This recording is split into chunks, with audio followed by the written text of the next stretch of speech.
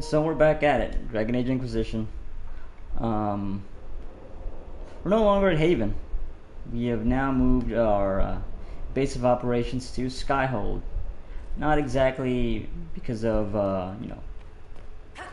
not through our own free will.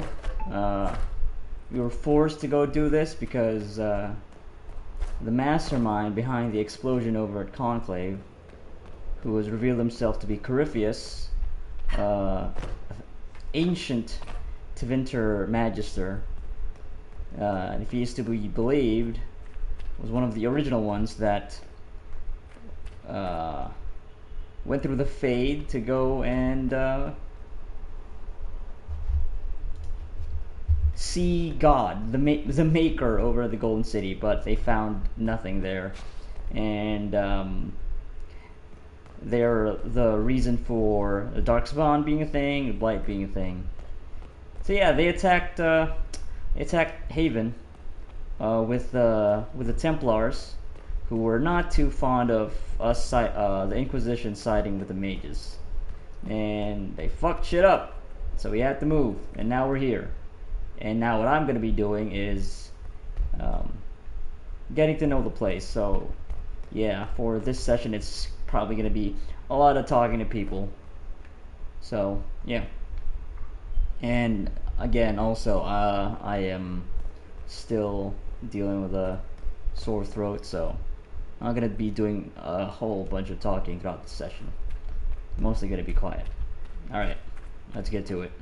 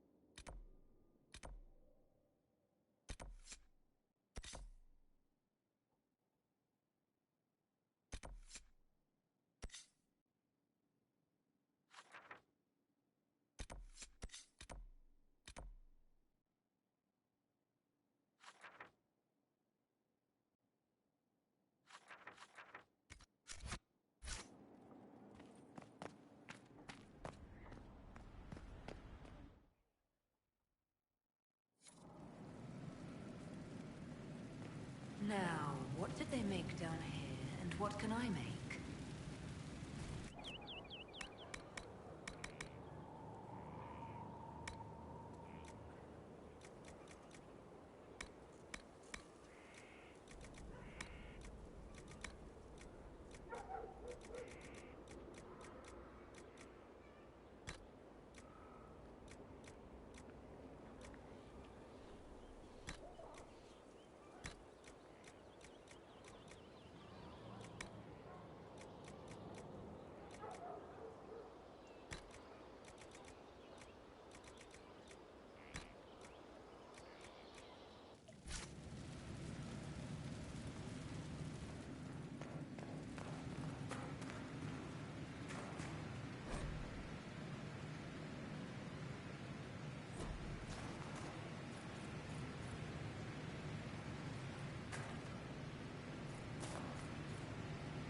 I've walked away from too many burning buildings in one lifetime.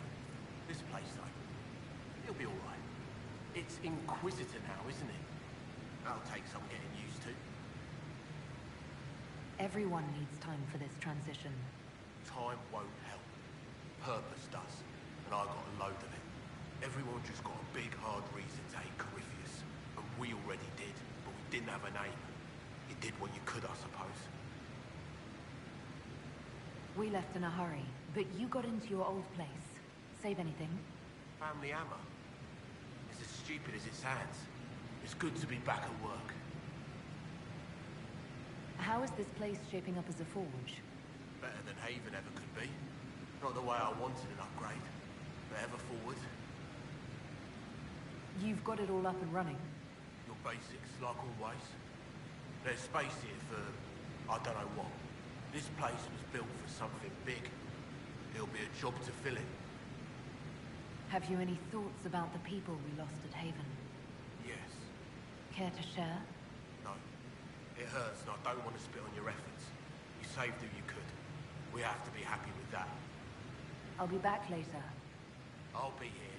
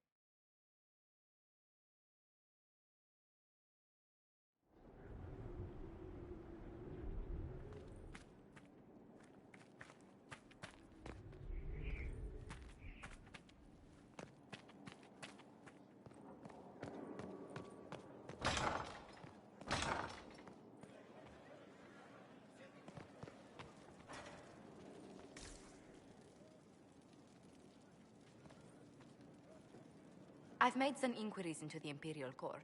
The sooner we deal with the threats to the Empress, the better. The political situation in the Empire is dangerously unstable. It will complicate matters. Everything in the Empire complicates matters.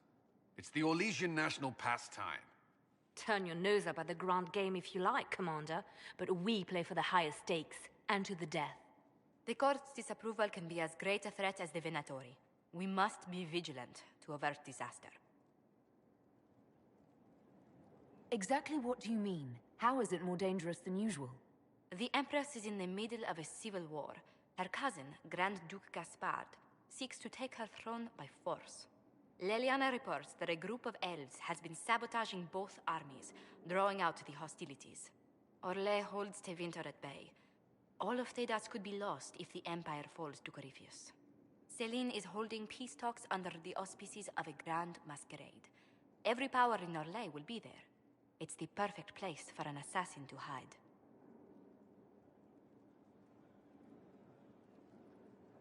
Does Celine know about the threats against her? Can we send word? I've sent messages to the Empress, but it's impossible to know if she's received them. We don't have enough sway with the court to arrange an invitation. Perhaps a few more alliances. Or soldiers. We need a greater presence in Orlais. And soon.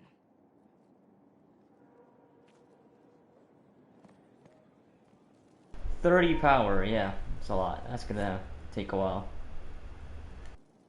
Inquisitor, I was just inspecting our new headquarters. Foundation cracks, nesting animals, and miles from any centers of civilization. The staff must make it presentable if we're to receive any visitors of distinction.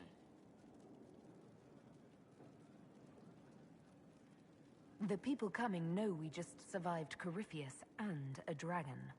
And they must be confident we are able to do so again. The mages are showing great trust in you. They need to feel safe here.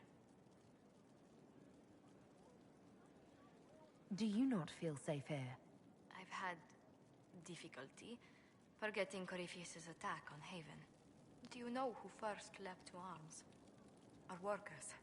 They were so proud of our cause. Corypheus simply cut them down. So much screaming after that first blast of fire. So many people turned to ash.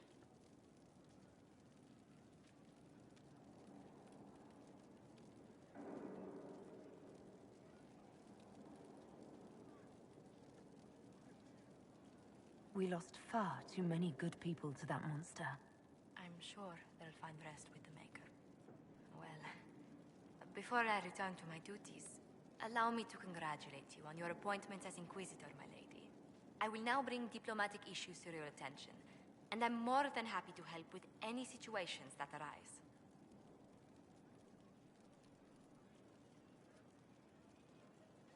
I will.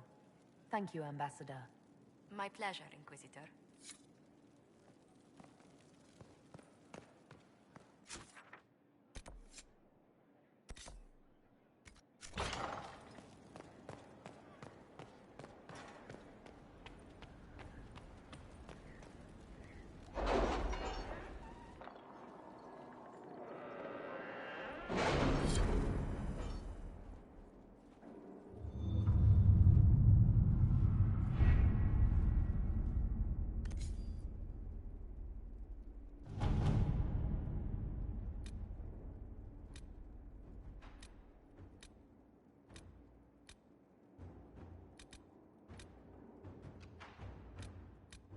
You read the report?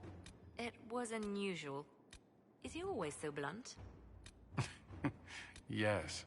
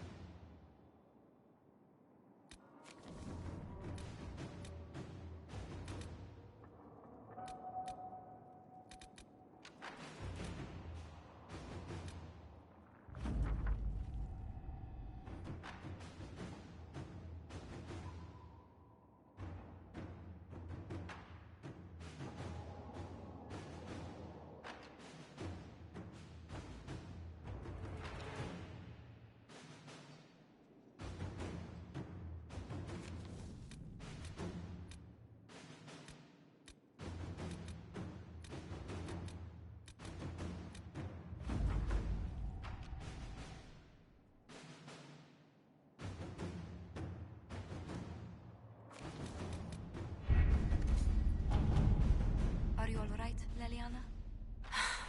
Are you? I suppose not. Haven was trying.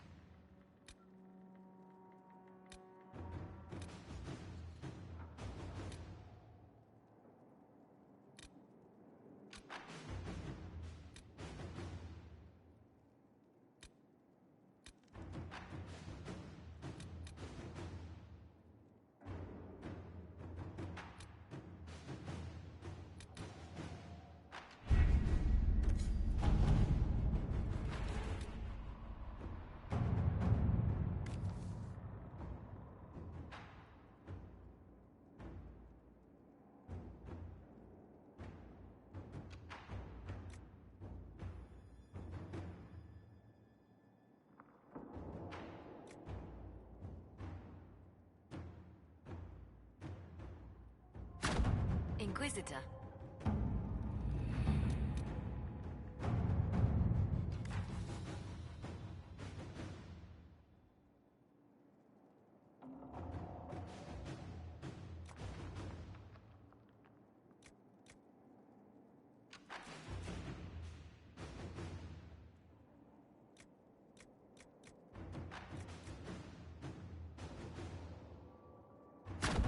At your service.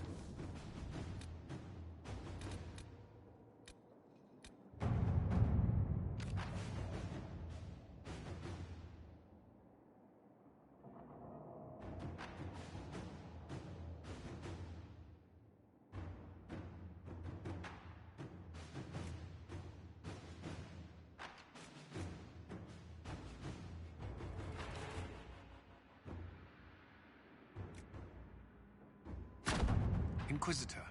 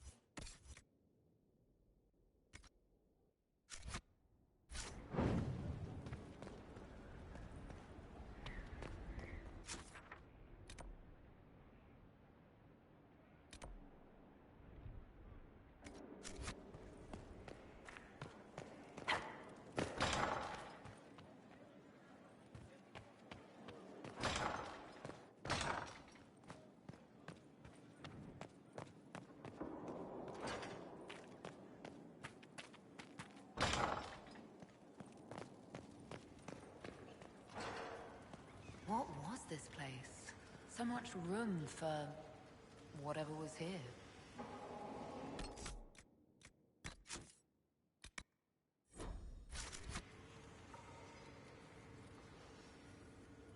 Okay, let me just take a quick break.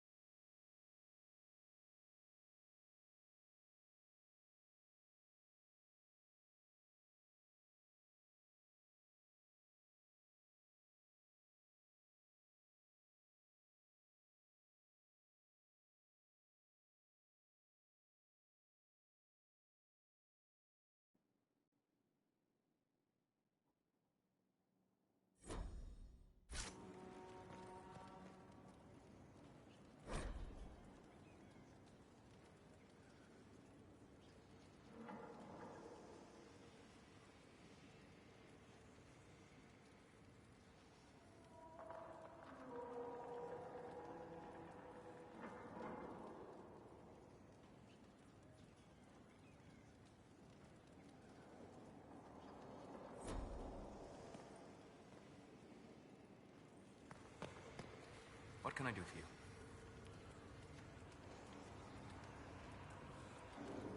I need to know more about Corypheus. We spoke of this on our travels to Skyhold. What more can I tell you? Cassandra and Varric seem more familiar with their adversary. You've given me good counsel before. I could use some now. My apologies, Inquisitor. My poor manners shame me. I claim no secret wisdom, but I will guess as best I can. I would like to know more about the orb he carries. As I said, that must be the means by which he created the breach. I suspect the blast that destroyed the Conclave was more accident than anything. The result of unlocking power that had sought release for ages. What I cannot understand is how he managed to survive such an explosion. You said that you believed the orb is elven. I never would have believed a Divinta mage could unlock such a powerful relic. It clearly enhances his abilities, giving him access to power he should never have known. Like the power to control the Archdemon. Indirectly, one assumes. Nothing in any law connects my people to the old god dragons who became archdemons.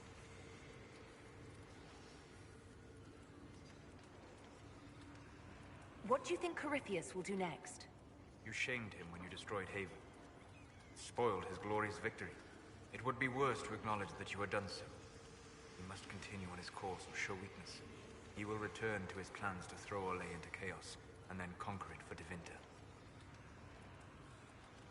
You're sure that's what he'll do? As certain as is possible. Assuming I can plausibly predict a man who seeks to rise to godhood. And can you? The key is understanding this. No real god need prove himself. Anyone who tries is mad or lying. His deception will undo him, as it has done countless fools before. What can you tell me about the source of Corypheus's power? According to the law, the ancient Magistars of Divinta received guidance from the old gods. Corypheus commands a false archdemon, a corrupted old god. This suggests he no longer sees himself as their minion. Some of his unique power comes from the corruption of the Blight. The rest may come from the orb he carries. I'm interested in what you told me of yourself in your studies. If you have time, I'd like to hear more. You continue to surprise me. All right, let us talk. Preferably somewhere more interesting than this. Ooh. Okay. Where are you taking me, Stolas?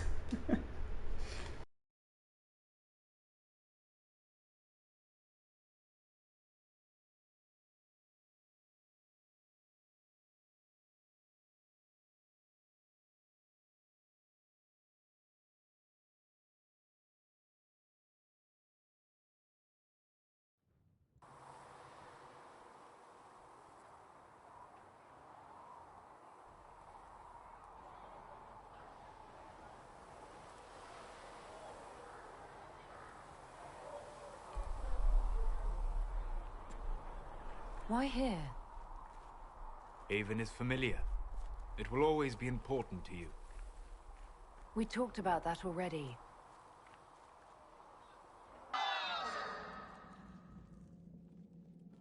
Oh, what was that noise? I sat beside you while you slept, studying the anchor.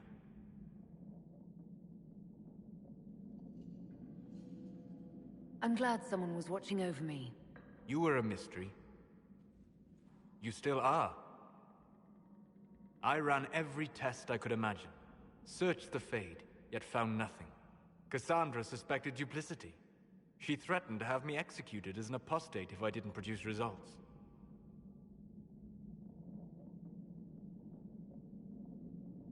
Cassandra's like that with everyone. Yes. You were never going to wake up? How could you? A mortal sent physically through the Fade. I was frustrated, frightened. The spirits I might have consulted had been driven away by the breach. Although I wished to help, I had no faith in Cassandra, or she in me. I was ready to flee.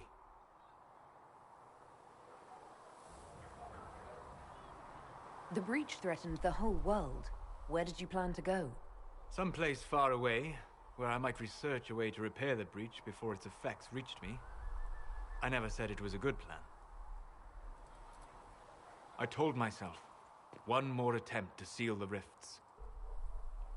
I tried and failed. No ordinary magic would affect them. I watched the rifts expand and grow, resigned myself to flee, and then...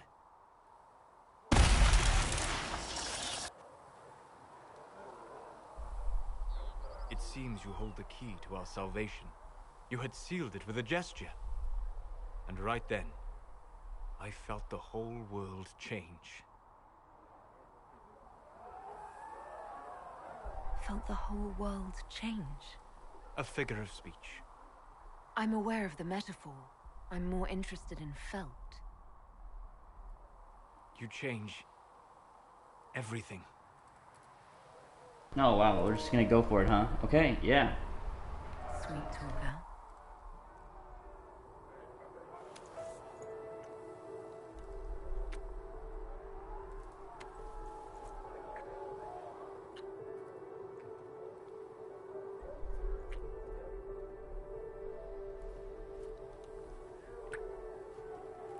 We shouldn't. It isn't right. Not even here. What do you mean, even here? Where do you think we were? This isn't real.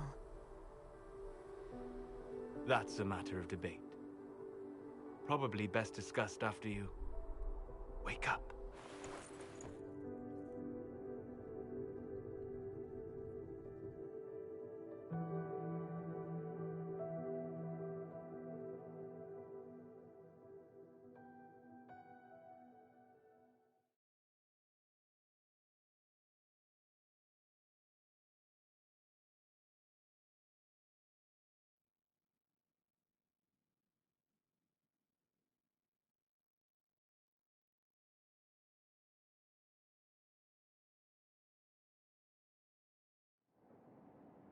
Oh wow. Wait, this is our bedroom. Yeah, this is our quarters. Okay, so yeah, none of that happened. It was only a dream. I wouldn't be so bold.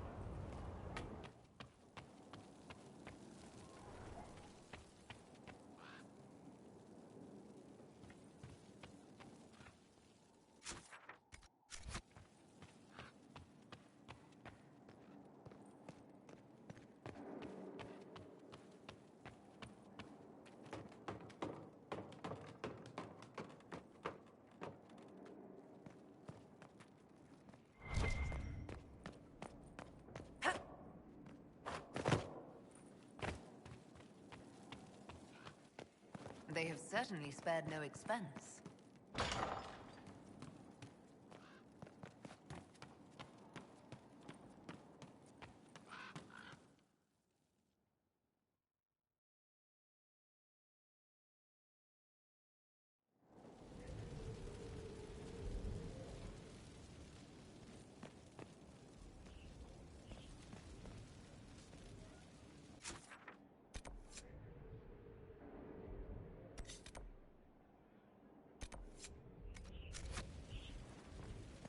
We'll do that later.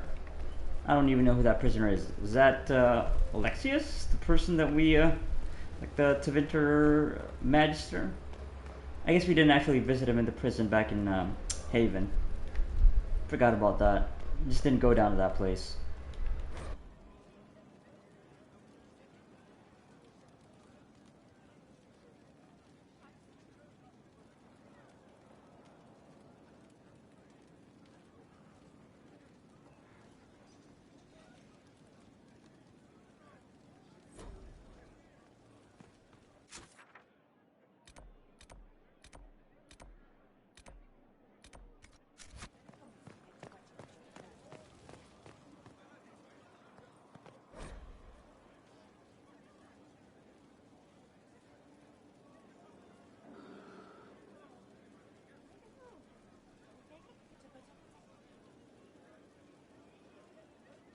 Committed to independence, I hear. Shame. I know. Away with words. Whoa. Huh. He went to work real quick, huh? I didn't see that before, or maybe that was already there. So, you want to talk about what happened? Sleep well? I've never done anything like that before, on a number of levels. I apologize. The kiss was impulsive and ill-considered, and I should not have encouraged it. You did kiss me back. If I'm pressuring you... No, you're not. I am perhaps pressuring myself. It has been a long time, and things have always been easier for me in the Fade. I am not certain this is the best idea. It could lead to trouble.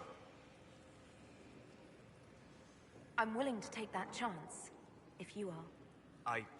Maybe, yes. If I could take a little time to think. There are considerations. Take all the time you need. Thank you. I am not often thrown by things that happen in dreams, but I am reasonably certain we are awake now. And if you wish to discuss anything, I would enjoy talking. I'd like to hear more about what you saw in your exploration of the Fade. I would be happy to share it with you.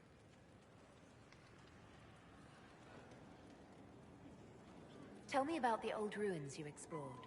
I found the ruin of Barandur, a lost Tevinter city buried deep beneath a dead and barren wasteland. Volcanic ash had sealed it tight. In one dark moment, every living creature in the city seared and smothered. They were statues in the ashes, like a mold made to recall the lost. Tell me about a spirit you encountered. I met a friendly spirit who observed the dreams of village girls as love first blossomed in their adolescence. With subtlety, she steered them all to village boys with gentle hearts, who would return their love with gentle kindness. The matchmaker, so I called her. That small village never knew its luck.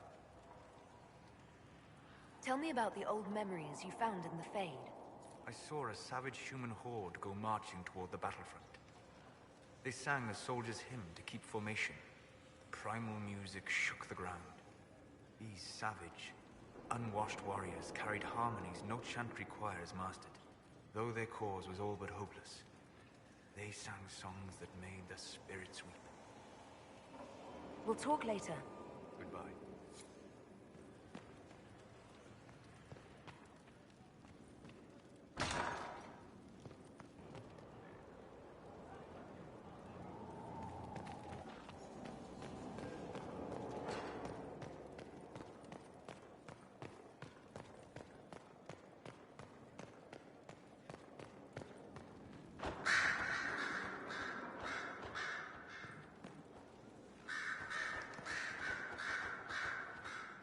Okay, before I continue, let me just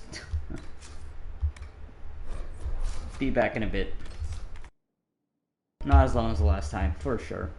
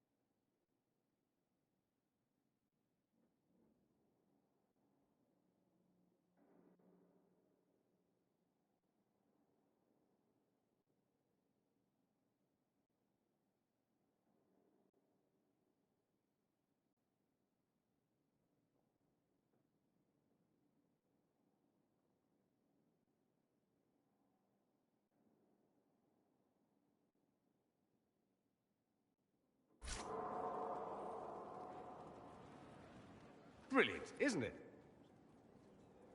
One moment you're trying to restore order in a world gone mad. That should be enough for anyone to handle, yes? Then, out of nowhere, an archdemon appears and kicks you in the head.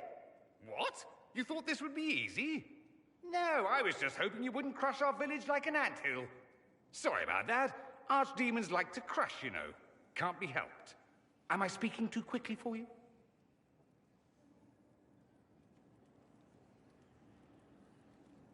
You don't need to worry about me. I can keep up. Yes, I noticed that. Did you know? Certainly. If you were a slack-jawed yokel, you'd already be dead. I always assumed the Elder One behind the Venatori was a Magister. But this is something else completely. In Tevinter, they say the Chantry's tales of Magisters starting the Blight are just that. Tales. But here we are. One of those very Magisters, a dark spawn. Who does the Imperium say started the Blight? You know how it is. Not us. They say Darkspawn were always there. Magisters and the Blight aren't even related. Is that a surprise? No one wants to admit they shit the bed. But if Corypheus is one of the Magisters who entered the Black City and he's Darkspawn, what other explanation is there?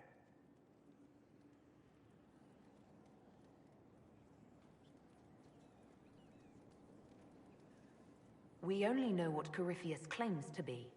True. He might be a convincing liar, or delusional, or insane. But how many delusional maniacs are going to have that knowledge? He broke open the Fade. I knew what I was taught couldn't be the whole truth, but I assumed there had to be a kernel of it, somewhere. But no. It was us all along. We destroyed the world.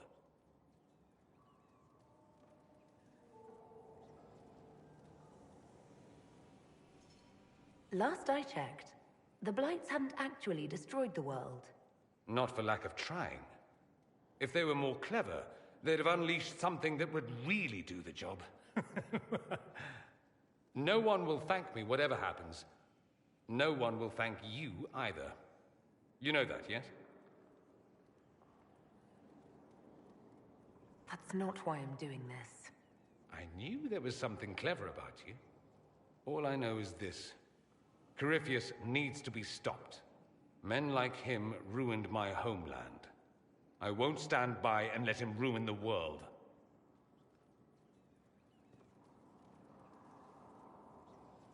Oh, and congratulations on that whole leading the Inquisition thing, by the way.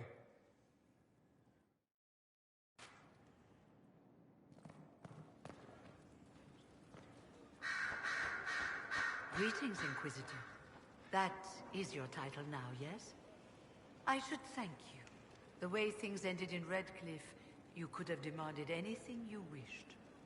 Yet you chose to make us equal partners. I was not expecting that. You rebelled for good reason. I knew you, of all people, would understand. I've been a Grey Warden, Grand Enchanter, leader of a rebellion, and now I am none of those things. Odd where fate takes you, as you're no doubt well aware. You were once a Grey Warden. Mine is an unusual circumstance, Inquisitor.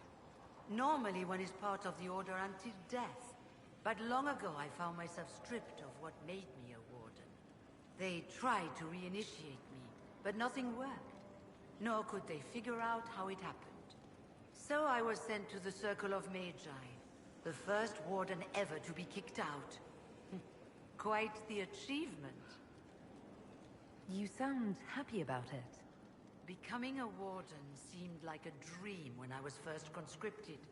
Towards the end, however, my brothers and sisters, they felt I had somehow cheated death. I was glad to leave. It also made me unique in the Circle. I had an opportunity to do more than I ever could as a Warden. Yeah, interesting. I don't remember this little detail. So, yeah. How did she manage to get rid herself of the dark spawn poison Or what is it? The blood of the corruption? Yeah. You mean you began the Mage Rebellion? I pushed for our vote to free the circles of Magi, but I cannot claim sole responsibility for what followed. Still, despite all the chaos, I would do it again. What happened had to happen. You're not still the Grand Enchanter then? Any claim I had to the title ended along with the circles of Magi, although some still call me by it. Perhaps the circles will one day be resurrected. If so, another will take the position. Until that time, I lead my fellow mages by default. I will do what I can for them. You believe they'll recreate the Circle of Magi after all this? It depends on who the next divine is, and what she offers. We can't go back to the way things were. But endless warfare benefits no one. That is why I agreed to Justinia's conclave. There must be another solution. I've been meaning to ask, how exactly did the Venatori take control in Redcliffe? Mages constantly found their way to us while we were there. Stragglers, most of them strangers. I had no way of knowing some were actually Tevinter. They spread whispers, encouraged talk of an alliance, and we were desperate. I'm not proud of our choice, but we were certain Templars were coming. It could have ended far worse. I trust everything is well with the mages. Most are pleased with the alliance, even if we wonder what will happen next. I'll leave you to it.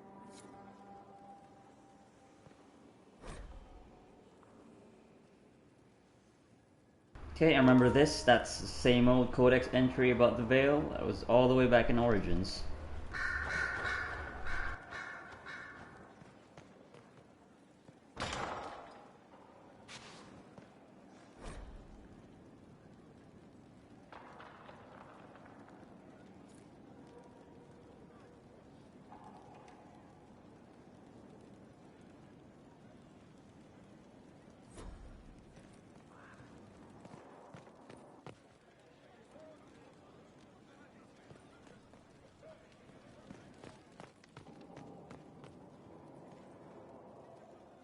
Greetings to you, Inquisitor. I am to serve as assistant to any research concerns. You'll find my skills are exceptional. I hope they prove useful. You're taking over the duties of Maeve? Yes. Her death provided the vacancy. I am told there are many who will miss her. My skills will ensure that you do not miss her ability. How can you serve the Inquisition? I am to aid in the research of all creatures encountered in your efforts as leader of the Inquisition. What makes you particularly qualified? I remember being fond of animals. I don't remember why. You were made tranquil. Yes, I am tranquil. It was necessary due to a willful nature that made wielding magic a dangerous endeavor. I remember that being a difficult time, but I cannot remember why. My skills are well used in my current position. What is your evaluation of how we're doing? Adequate, based on the partial improvements to Skyhold. As you were? Yes, Inquisitor.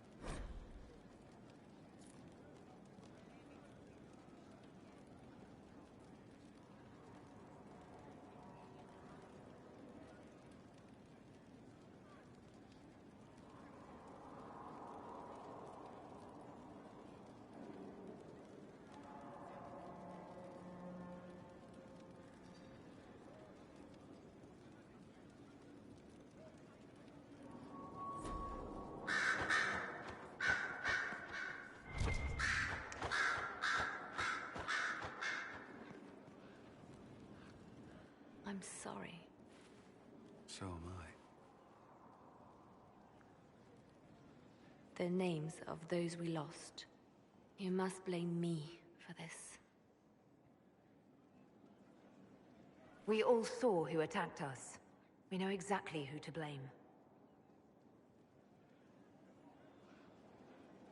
I keep wondering if I could have done something different. When the first of my lookouts went missing, I pulled the rest back, awaiting more information. If they'd stayed in the field, they could have bought us more time. I was afraid to lose my agents. And instead, we lost Haven.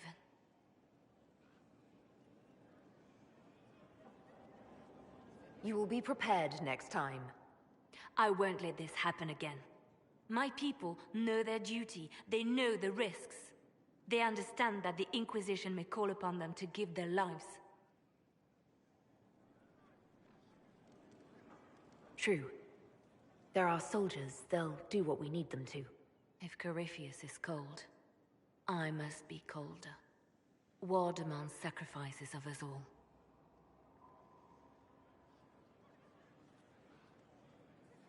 We're really pushing Liliana to be a certain way, huh? All our interactions with her. Your open support for the mages likely earned you enemies. Our agents will monitor the situation. If the most opposed can be identified, we may still turn this to our advantage.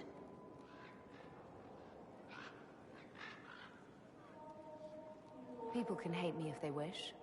That gets us nowhere. The Inquisition is young. We need to build our support. Regardless, I applaud you for the courage to stand up for the mages. The Divine's death hit you hard. How have you been feeling? Oh, you are referring to my outburst in Haven. I am much better now. Justinia was such a dear friend, and there were so many things going wrong. Things going wrong? I'm shocked. I was with the hero Ferelden when she defeated the Archdemon. With her by my side, anything was possible. But there is no happily ever after, not when life goes on. When the Divine requested my help, I went to her. I owed her that much. I sacrificed so much to do the Maker's work. But now, Justinia is dead. I was angry. I felt betrayed. But I shouldn't have let my emotions get the better of me. I'm sorry. Don't apologize. You were grieving and upset. I understand. Thank you. Now enough of this. Let us think more pleasant thoughts. Anything I should know? It seems that the Orlesian army is awaiting our next move. Some of the generals are sympathetic to our cause, others are still suspicious. Our actions are under a great deal of scrutiny. I'll leave you to your work.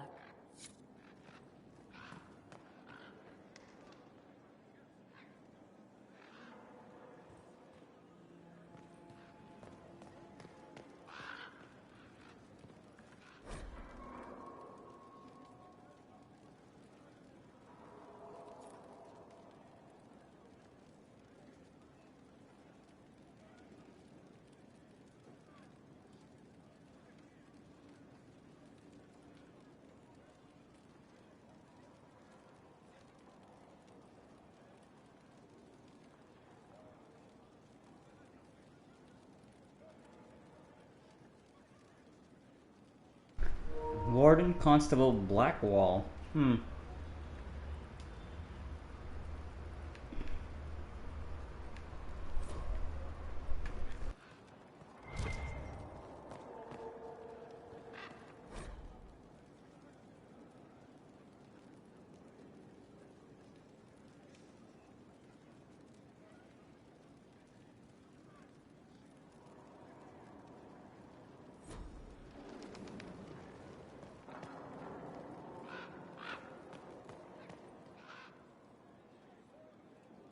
All these pigeons.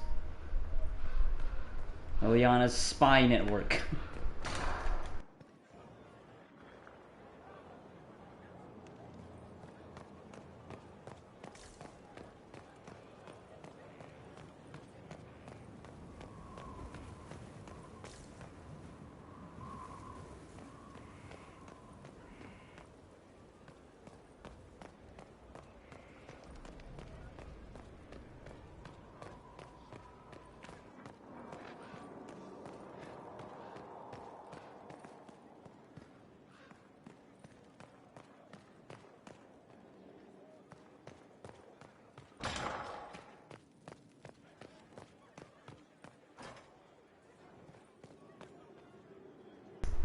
this is where Vivienne should be. Where is she now, though?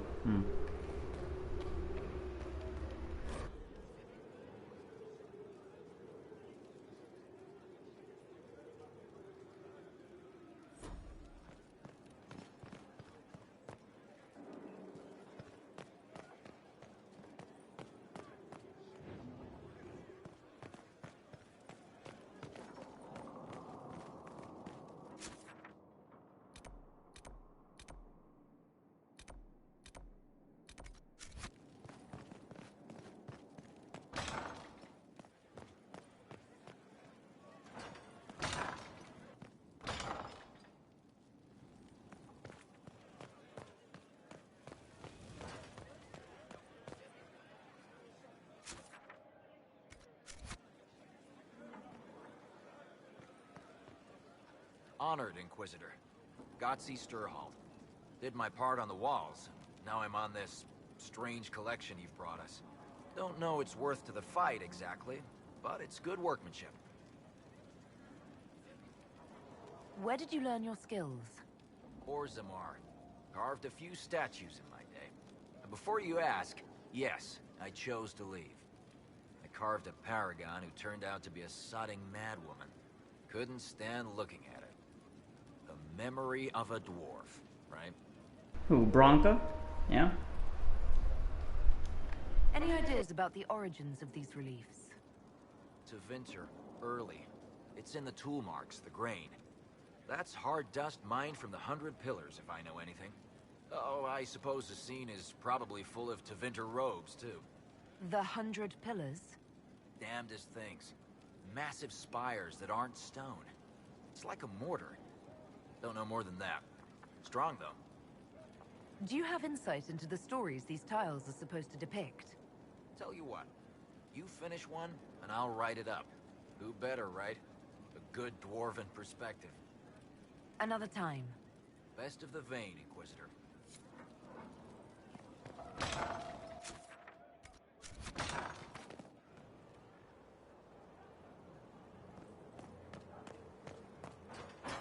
Yeah, I remember this garden.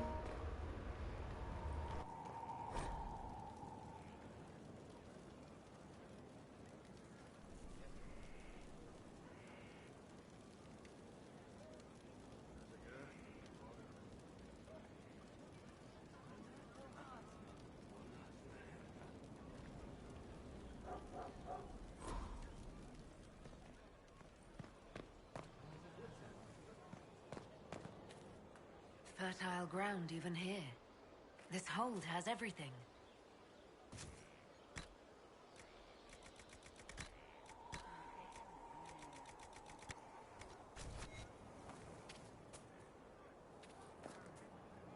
Inquisitor, Elan Vimar. Honored to represent the College of Herbalists and offer my services as apothecary. I intend to carry on the work of my esteemed colleague, Adan. He thought highly of you. You will be missed. The enemy took a toll at Haven. It's an unfortunate loss. He'd probably sneer at the sentiment and say, get back to work. So, we shall. All the mundane needs of Skyhold will be well tended. If you note anything special, let me know. I'm here to serve the cause we must.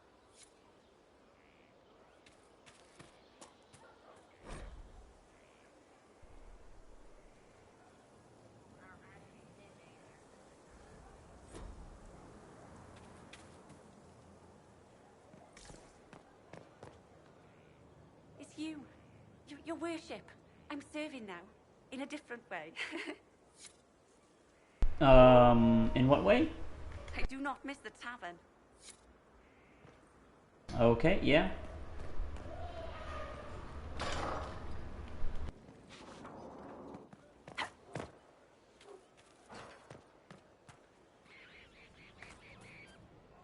Ah, Inquisitor, you have finally come into your own. The Maker has put you on a difficult path. I pray you walk it safely.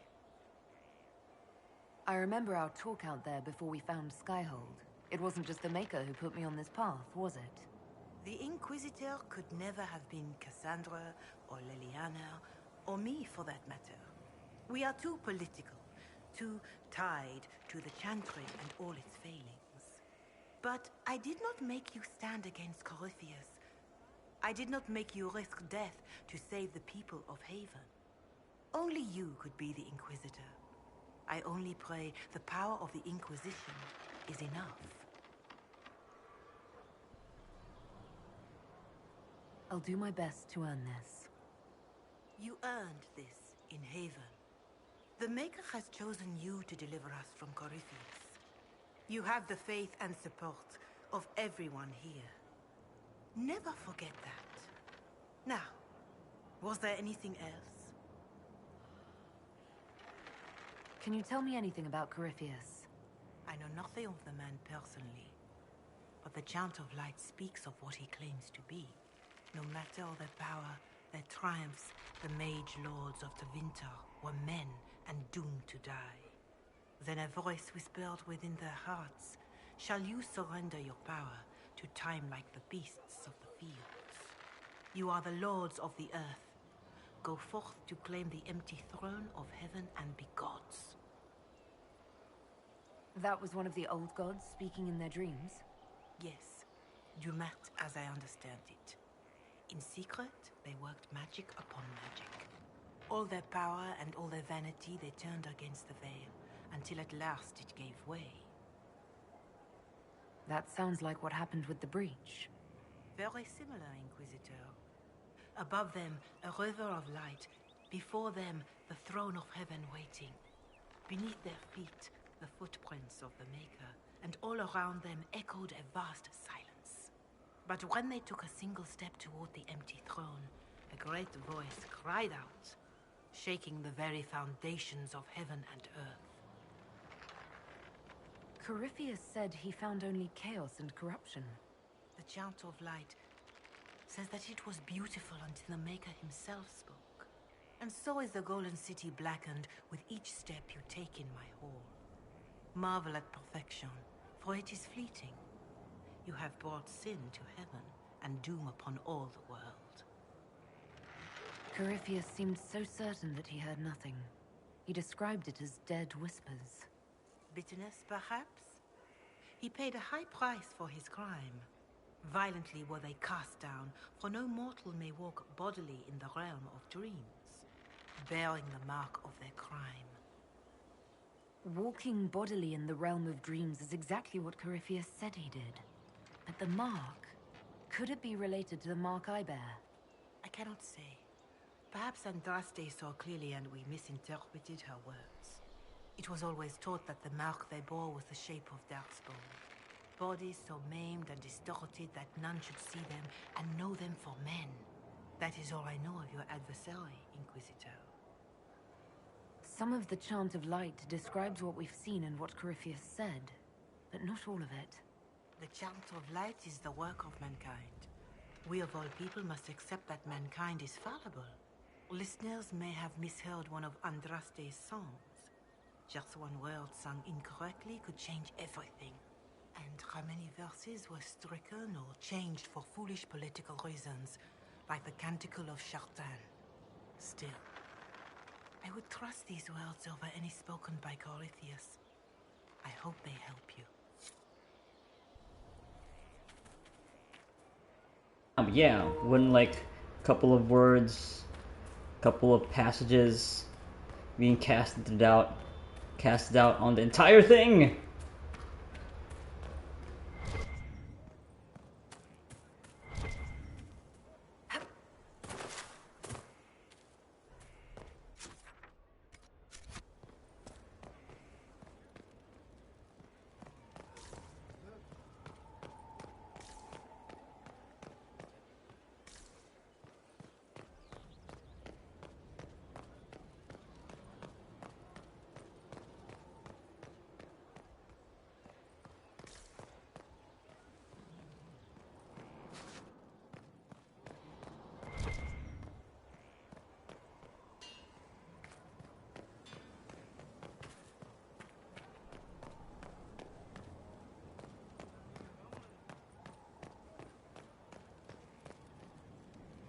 I do not miss the tavern.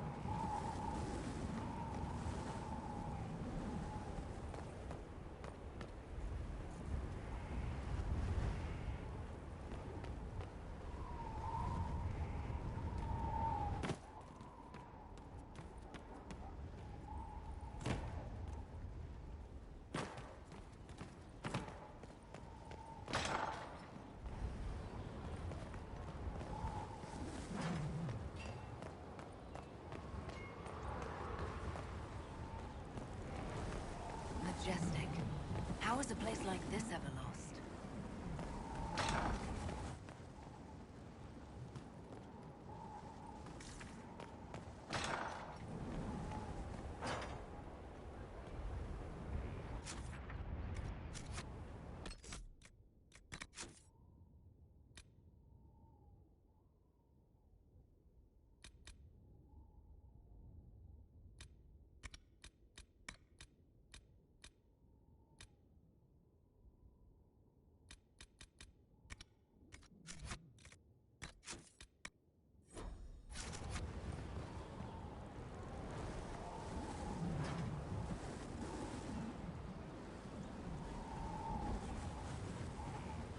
Yeah, it's not much drama to this, huh? You just choose.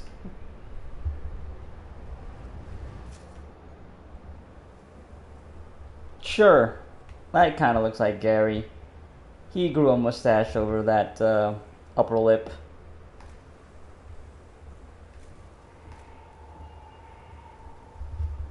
Oh, wait a minute. That's not his hair.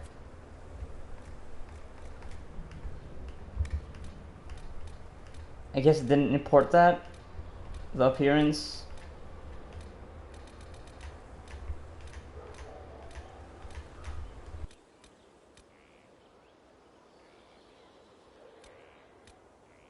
Yeah, it's kind of like this.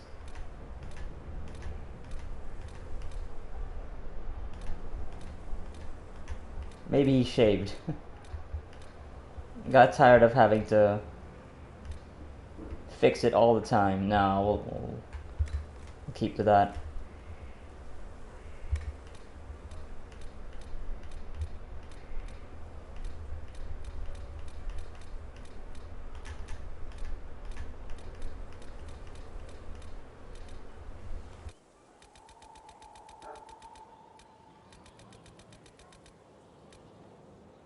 There you go.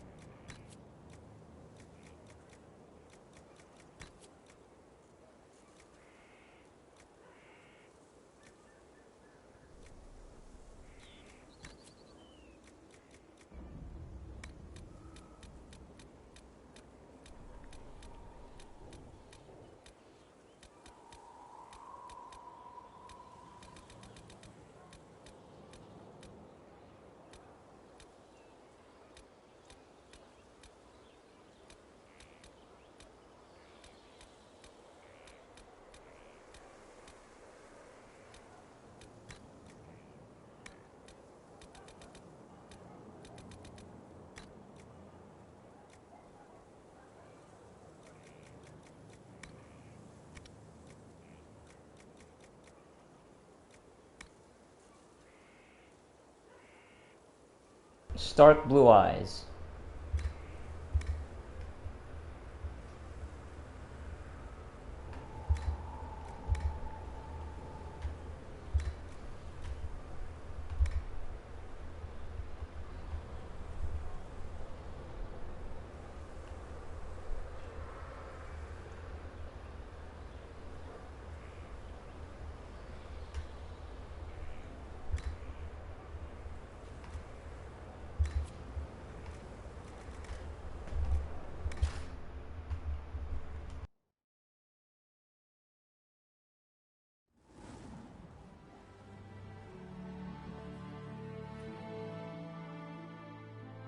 Inquisitor, meet Hawk, the champion of Kirkwall. Though I don't use that title much anymore. Hawk, the Inquisitor. I figured you might have some friendly advice about Corypheus. You and I did fight him, after all.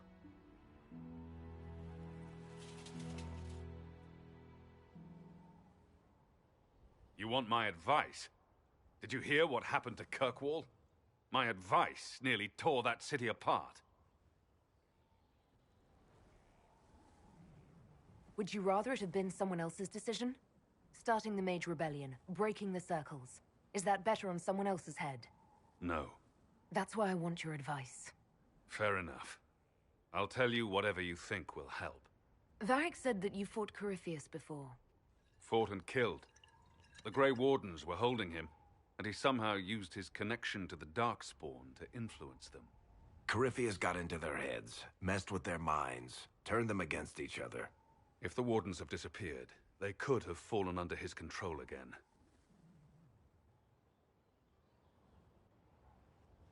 If that's what happened to the Wardens, do you think we can free them? It's possible. But we need to know more first. I've got a friend in the Wardens. He was investigating something unrelated for me. His name is Alistair. The last time we spoke, he was worried about corruption in the Warden ranks. Since then, nothing. Corypheus would certainly qualify as corruption in the ranks. Did your friend disappear with them? No. He told me he'd be hiding in an old smuggler's cave near Crestwood. If you didn't know about Corypheus, what were you doing with the Wardens? The Templars in Kirkwall were using a strange form of lyrium. It was red. I'd hoped the Wardens could tell me more about it. Corypheus had Templars with him at Haven. They looked like they'd been exposed to the lyrium you describe. Hopefully my friend in the Wardens will know more.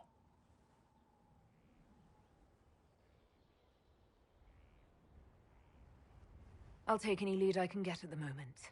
Good. I'll do whatever I can to help. Corypheus is my responsibility. I thought I'd killed him before. This time, I'll make sure of it. Inquisition. Cool, he's just gonna be hanging out, yeah.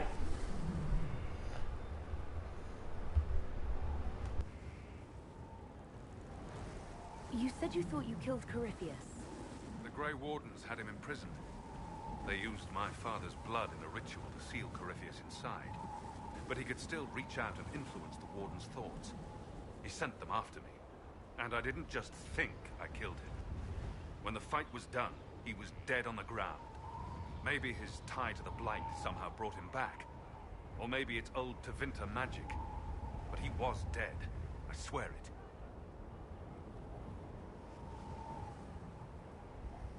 I assume Varric's been feeding you information about the Inquisition. What did he say about me? Only good things, I promise. I was a little surprised, actually. Varric isn't one for religion in general, but he thinks highly of the Inquisition. I think the exact phrase was, has a good shot at fixing Blondie's mess. I'd like Speaking to know of- more about Anders. What was he like? Complicated. It's not like the minstrels make it out to be. He's not just a monster or a hero. Or maybe he's both. He was trying to change the world. He knew it couldn't happen peacefully. And where did you go after the mages rebelled? I heard the Chantry might be sending an exalted march to Kirkwall to put down the rebellion. I hoped that leaving would save lives and force the Divine to divide her forces to come after me. As it turned out, I needn't have bothered. All the circles started rising up, and the exalted march never came. I heard you had family and friends in Kirkwall. Where are they now? My sister's a Grey Warden. I had my friend Aveline take her as far from Orlais as possible. When all the Wardens started acting strangely, I had to keep my family safe. Meryl is helping elven refugees who were displaced by the war. I didn't want to take her away from that. Meryl's spent enough time fighting for her life with me. We'll talk later. I'll meet you at Crestwood. Okay. Find the Warden.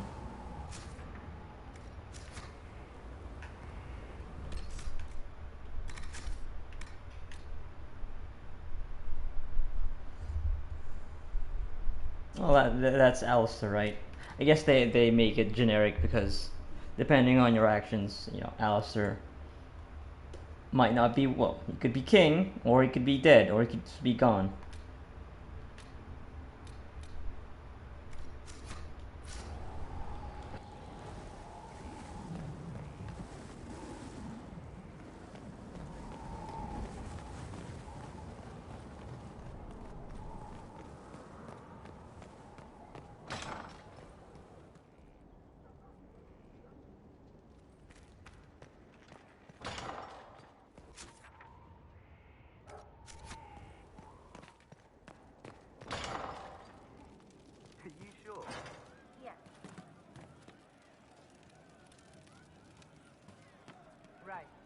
That's why.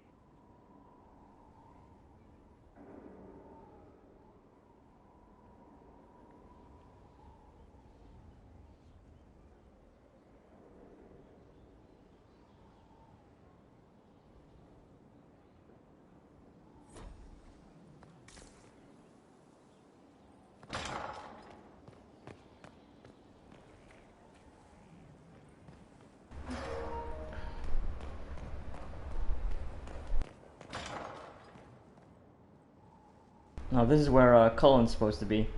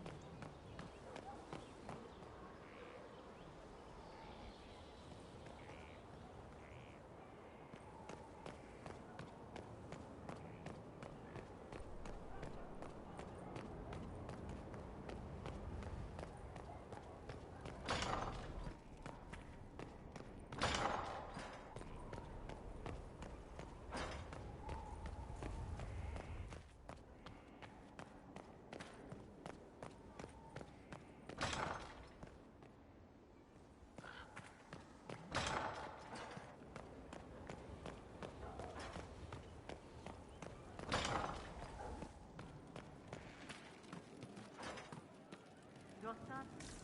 I'll ask around again tomorrow. Thank you.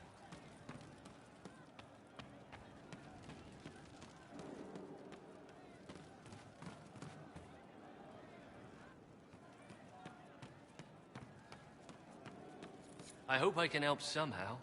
Maybe cleaning? Oh, Inquisitor, I joined Sutherland, Your Worship. I saw some bandits, so I came to warn people. I'll let your warriors know and then stay out of the way.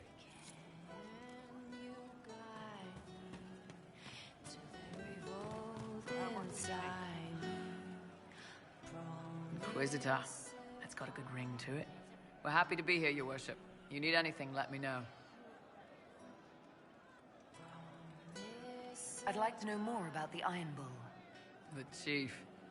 Last time I met him, he saved my life. I never thought I'd work for Canary, but he grows on you. He's not like any commander I've ever worked for. That's for damn sure. How's Iron Bull as a commander? If you know what you're doing and hold up your end, he's easy. He doesn't accept any less. If he keeps us alive, he leads from the front, and if you've an idea that'll win the fight, he listens. I've seen bands whose captains had to prove they were swinging the biggest sword. Bull isn't like that. The charges might give him more lip than you'd expect, but every one of us would lay down our lives for the big ass. How did a Tevinter soldier wind up in a Kunari spy's mercenary company? I wasn't a soldier at the time. I was in some trouble, trying to flee Tevinter. A Tribune and his men caught me in a border town tavern. They meant to make an example of me. Bull killed them. Gave up his eye doing it. Patched me up and asked if I was looking for work. I've been putting up with his jokes ever since. That's how he lost the eye? Yes. The guards had me on the tavern floor when Bull came inside and yelled for them to stop. One of them saw trouble coming and figured he'd finish me off. The guard had a flare. Bull put himself between me and the blow. Big-horned idiot. Didn't even know me. Is it strange to work for a Kunari? He hasn't tried to convert us to the Qun, if that's what you're asking. Bull's charges don't care who you light a candle for, so long as your shield stays up. If he hadn't told me he was Ben Hasrath, I'd have thought he'd left that life behind. I didn't expect he'd tell you all that he was a spy. Not the whole band, but those who've been around long enough to trust.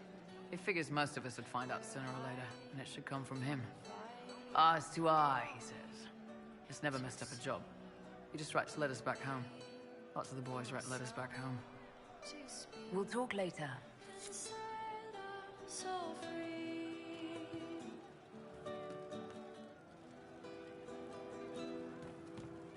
Nightingale's arms can free the ties on her hands. Craven master spies, can they find the key that can unlock the past? We're hiding from fighting, longing to see. Inquisitor. And you are? The bartender. Cabin? Just the bartender? You were expecting... I was expecting the same face from Haven. It's not a hereditary profession. I think Fleesa... what was it? She joined the Chantry? I don't understand the type, but that's her business. So...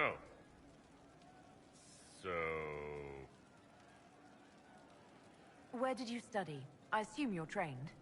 In bartending? I'm no alchemist. You mix the bottles that don't taste like nug and you pretend to listen. I suppose I trained at home, during feast day family visits. My specialty is ale. Old Antivan recipe. The secret is ale. You're a bit of a hard ass. Why are you here? If I could fight, I'd be in a helmet. If I was a mage, I'd throw fire. And probably be dead. But I can't do anything. Just like the hundreds of people who can't do anything. Who make sure the thousands who can do something can do it. Besides, if you know a safer place than your castle, do share. What's the current mood? Spirited enlightenment. Also drunk. What's the word out there?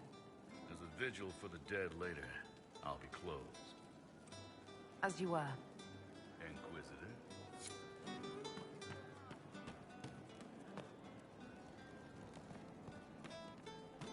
True enough. Of course. Very well.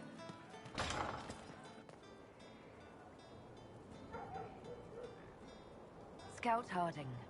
Your worship. Shouldn't you be out there, scouting? In a bit. We're in Skyhold for supplies and a change of personnel. Not me, though. Indispensable. So, who's Scout Harding really? Me? Oh, I'm no one. Lived near Redcliffe all my life. Herded sheep for my neighbor. When the Inquisition came through my village, I helped by telling them everything I knew about the area. Then I signed on. Wanted to see the world before it was swallowed up by... that thing out there.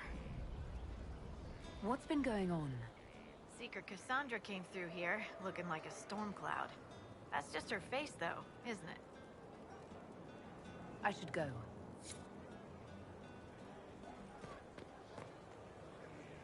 I do not miss the tavern. They really did not have anything for you, huh? Like, they expect you to survive the attack on Haven, so like, yeah, that's it. That's the line of dialogue that we have for Fleesa.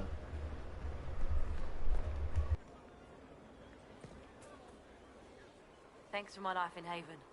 You've all sorts serving now. If that means change, so be it. So, this is Skyhold.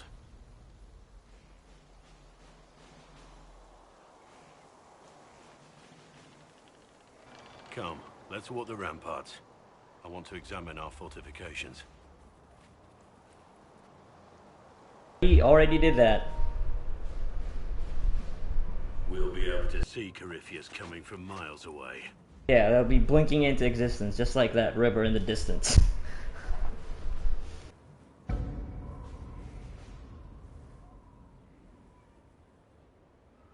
He's not going to get the better of us again.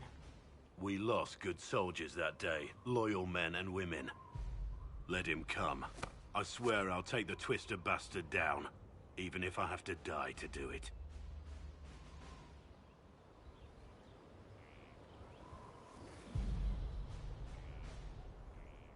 I'm grateful for your support. It's my job, isn't it? Killing Darkspawn. Look, in spite of it all, there is hope. The people flock to your banner. They believe in you. Tell me honestly, are you what they say you are? Andraste's chosen? He's really, clinging on to this, huh? Because he needs it. He needs something to believe in.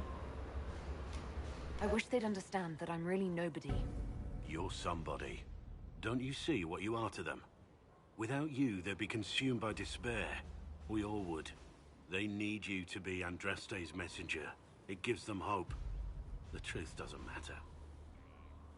Well, you asked for my honest opinion. Listen to me talk. Your time is valuable, and I've wasted enough of it.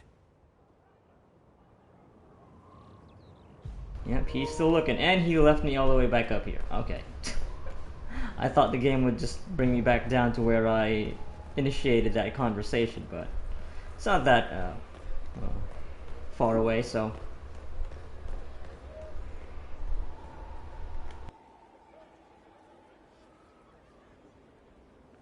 It was a mistake to use Haven as a base of operations. The town was completely indefensible. It was a bad location. We should have moved sooner. You left yourself vulnerable to attack. It was a miscalculation, one that I'm sure you won't repeat. But the enemy struck a serious blow against you and the Inquisition. We must recognize that. You must.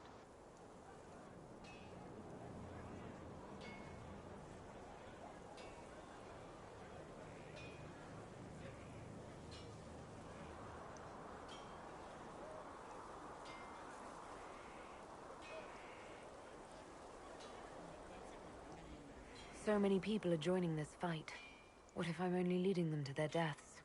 Death is a part of war, my dear, and a part of life. We cannot escape it. Those who die for the Inquisition give their lives willingly.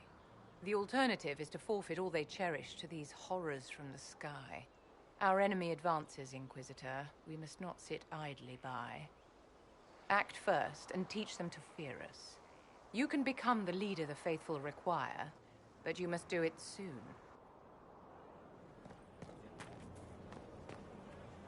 Every time I talk to her, I wish that the options to you know, reply to her would be clearer.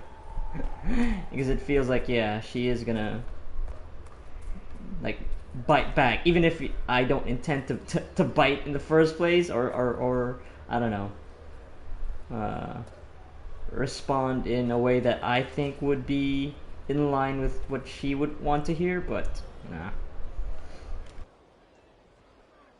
So, Inquisitor. It is Inquisitor now, right? Remember that war we talked about stopping? Full of little baddies I can stick with little arrows. That's not a friggin' archdemon, is it? Andraste, what did I step in?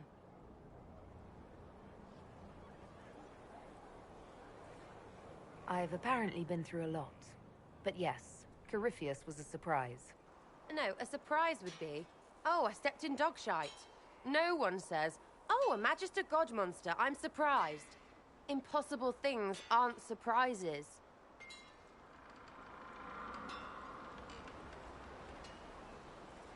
The ancient thing trying to kill us seems pretty real. Don't get me started. Oh, wait, too late, right? A Magister who cracked the Black City. It's a hazy dream, right? I mean, if it's real, then the seat of the Maker? Real thing. A seat needs a book, so the Maker? Real thing. Fairy stories about the start and end of the world?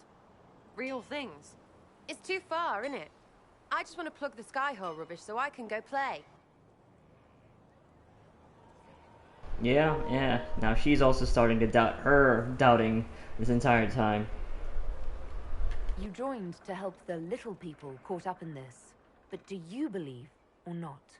In Andraste? Of course. But you doubt what you're seeing and hearing. It can't be true. Even fanatics don't want to be this right. Look, I have arrows. I can make this Corypheus believe in those. Good enough? Please be good enough. Keep calling it nonsense. That perspective will keep the Inquisition grounded. Oh, I can do that. Sure could use a few more people shouting no. We fight, the bad things go away, everyone calms down, and everything goes back to normal. A nice, well-paid normal. You know, yeah, no, because I see where she's coming from. Like the world that she is coming from is like, yeah, like, this is like way above her pay grade. So, and she's also never been one to be into all like the elfish stuff, the mage magic shit. So she's like, yeah, this is just no. I mean, it is all happening, but it doesn't have to be grounded in well, for her, just to reconcile her perspective with what's going on. So yeah, whatever helps anybody get through this. Totally, yeah. Again, Alona, gonna be pragmatic about this. You're starting to not sound completely crazy. I know, scary, innit? So bring 'em on. But first, food. I'm starving. Yeah, she's like, in a weird way, she is going to be like grounding everything. Not take everything too seriously. Demon armies and wardens, and Varric has exactly who we need. The big talker just knows everything.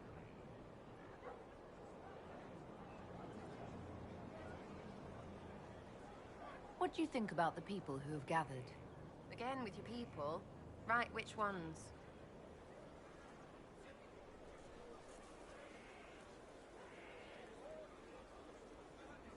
Oh, we still need to find Cole.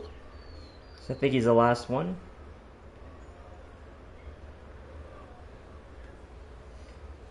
Is she gonna say anything new? Let's see.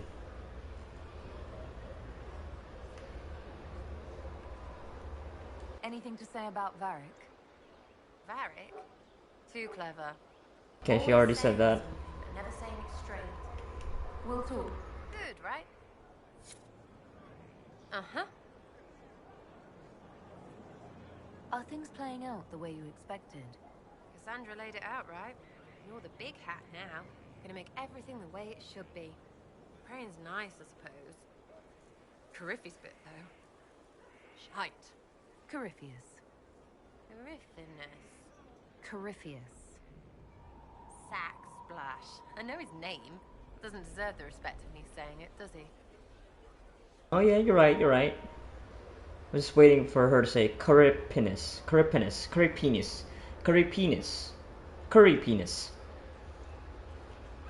So you like to have fun. The Inquisition seems an odd fit. Why are you really here? What do you mean? To help people. It's starting to sound like you're looking for something more. It is. Mostly. Okay, fine. There's talk and I want to see. See what? I don't know. I've got all this chantry stuff in my head, and it makes sense, right? But it's fuzzy. I want to see if it's all really real. I just don't know if I want to really know. So I'm selfish. It's all for me. Count yourself lucky, I guess.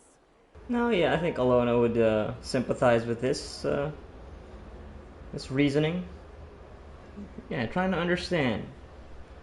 I'll be back if I need you. Go on. Because yeah, she doesn't have any of like the elvish beliefs. Is actually kind of opposed to it. So I guess having the chantry be her belief, like the belief system that she is I guess believes in, but her lifestyle is that of nose to the ground kind of thing, and just maybe hedonistic in some way. But yeah, she just has her, she also has her thoughts, her doubts, her questions about, I guess, the nature of the world.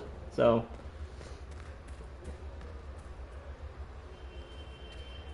still kind of like the type to stick her nose into things.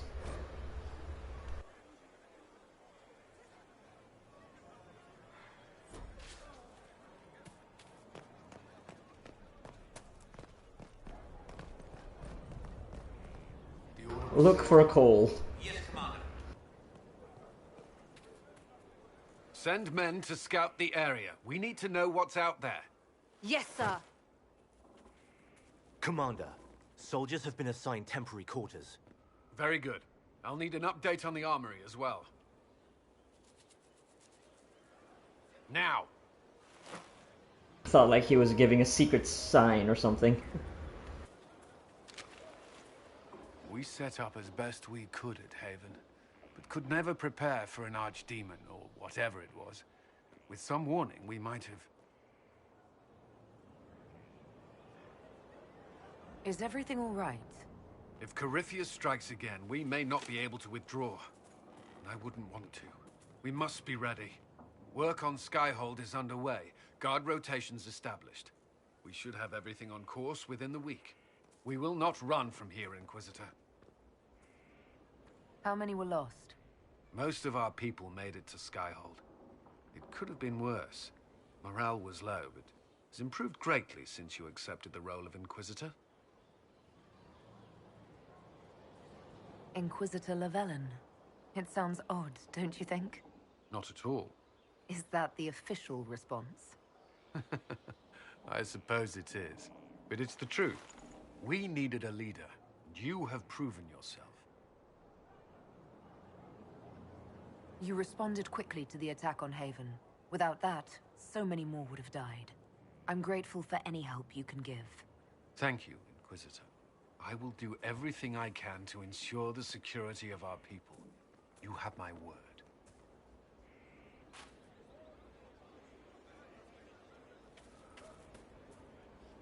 Was there something you needed? Is there anything I should know? Repairs to Skyhold's fortifications are progressing. Our scouts report no immediate threats in the surrounding area. We are fortunate Solus knew of this place. Right, so it was Solus, okay. That's all for now. Another time, then. Alright, let's go look for Cole. Stand in the spot. This thing is not a stray puppy you can make into a pet. It has no business being here. Wouldn't you say the same of an apostate? Inquisitor, I wondered if Cole was perhaps a mage, given his unusual abilities. He can cause people to forget him, or even fail entirely to notice him. These are not the abilities of a mage. It seems that Cole is a spirit. It is a demon. If you prefer, although the truth is somewhat more complex.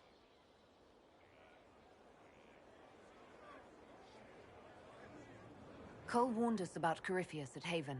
He saved a lot of lives. And what will its help cost? How many lives will this demon later claim? In fact, his nature is not so easily defined. Speak plainly, Solas. What are we dealing with? Demons normally enter this world by possessing something. In their true form, they look bizarre, monstrous. But you claim Cole looks like a young man. Is it possession? No. He has possessed nothing and no one. And yet he appears human in all respects. Cole is unique, Inquisitor.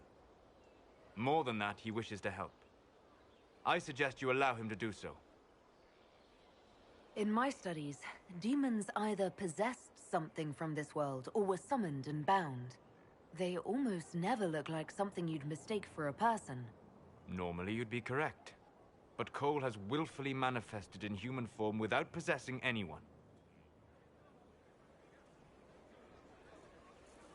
The demons who came through the breach, or through the rifts, weren't possessing anything. These demons were drawn through against their will, driven mad by this world. But Cole predates the breach. From what we can tell, he has lived here for months, perhaps years. He looks like a young man. For all intents and purposes, he is a young man. It is remarkable. I should hear what Cole has to say for himself. Where is he now? If none of us remember him, he could be anywhere.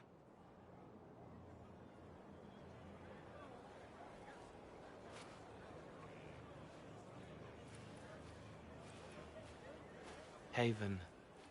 So many soldiers fought to protect the pilgrims so they could escape. Choking fear. Can't think from the medicine, but the cuts rack me with every heartbeat. Hot, white pain. Everything burns. I can't. I'm going to... I'm dying. I'm... dead. You're feeling their pain? It's louder this close, with so many of them. Would you like to go somewhere more comfortable? Yes, but here is where I can help. Every breath slower, like lying in a warm bath, sliding away. Smell of my daughter's hair when I kiss her goodnight. Gone.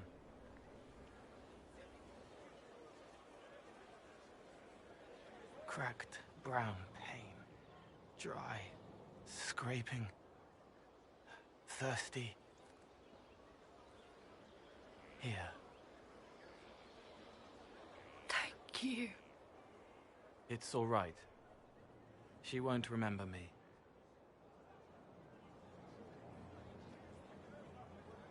Solus tried to explain what you are, but honestly... No, see, I didn't want to say that. Any chance you could I explain? didn't... Yeah. Yes. I used to think I was a ghost. I didn't know. I made mistakes, but I made friends too. Then a Templar proved I wasn't real. I lost my friends. I lost everything. I learned how to be more like what I am. It made me different, but stronger. I can feel more. I can help. If you're willing, the Inquisition could use your help. Yes, helping. I help the hurt, the helpless.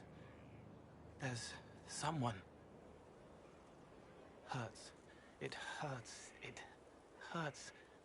Someone make it stop hurting. Make her, please. The healers have done all they can. It will take him hours to die. Every moment will be agony. He wants mercy. Help.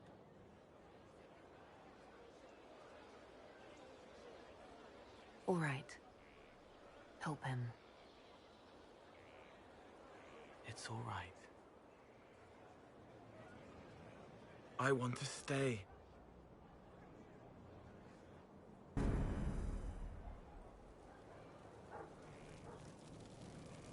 Yeah, he's gonna be an interesting fellow. Surgeon, are you trying to heat yourself up? Fire is this way. Did you get your eyes checked? Something about your leg. Is there something I can do for you? I should really focus my attention on the injured. Do we have many injured men? Fewer by the day. The most grievously injured did not survive the journey to Skyhold. As for the rest, they either heal or... I try to make the passing painless. Okay, so you don't mind me telling that young man over there to... and that other soldier's misery, their pain. I haven't seen you before. The commander brought me up from the refugee camps. I'd been helping the pilgrims in simple ways. Setting broken bones, simple amputations and such. We need all the help we can get. You aren't a mage. Shouldn't we let the mage healers deal with this? Magic can't cure everything, and we shouldn't rely on it. Science, your worship, is the way of the future. Good health isn't magic, it's diet, exercise, and a balance of the humors. Balance of the humors, definitely, that's science. For sure. As you were. Your worship.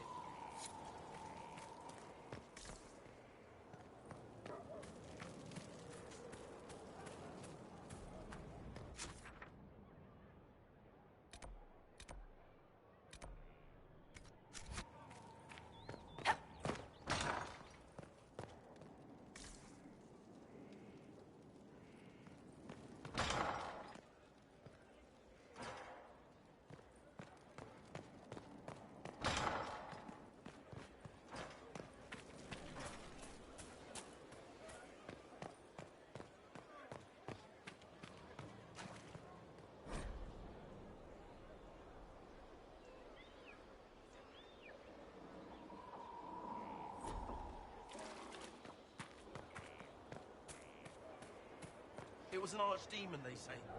It wasn't. Deceased. Lady Inquisitor, Bonnie Sims at your service. I trust good secret was not too coarse. Now that you've come to some good fortune, you deserve an upgrade.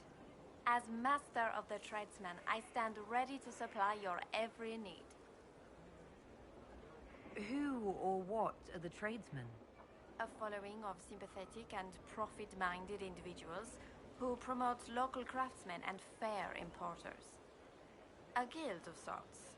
Although that implies counter-affiliations we are not interested in crossing.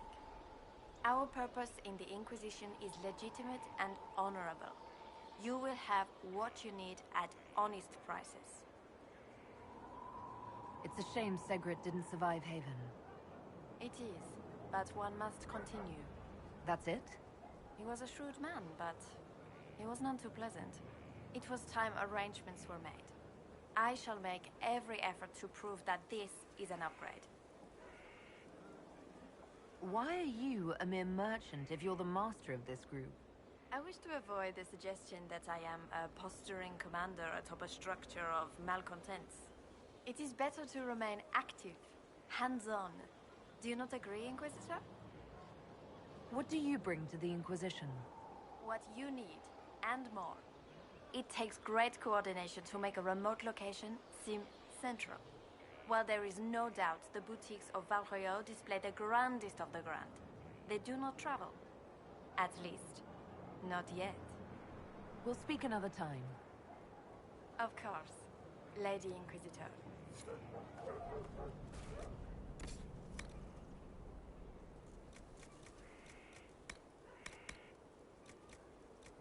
Holy crap. Okay.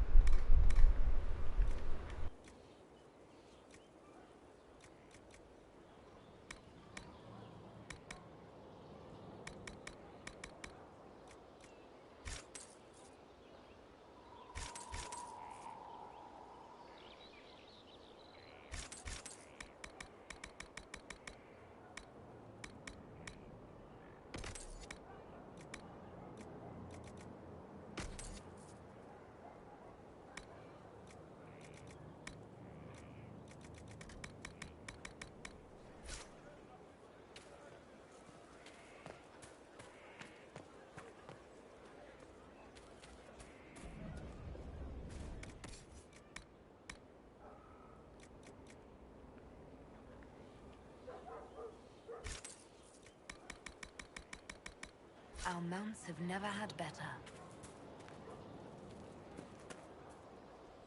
Feels good to be back at work, Inquisition. And lucky you have me. Mountain air like this, not healthy for many animals.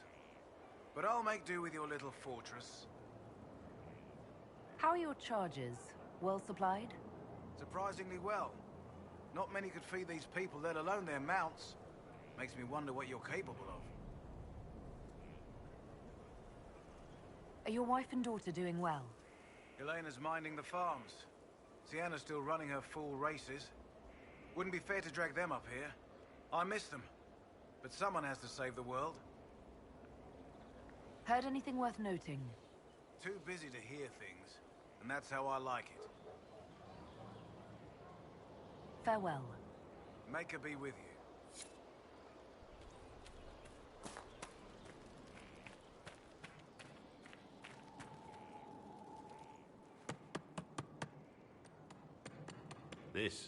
This is just...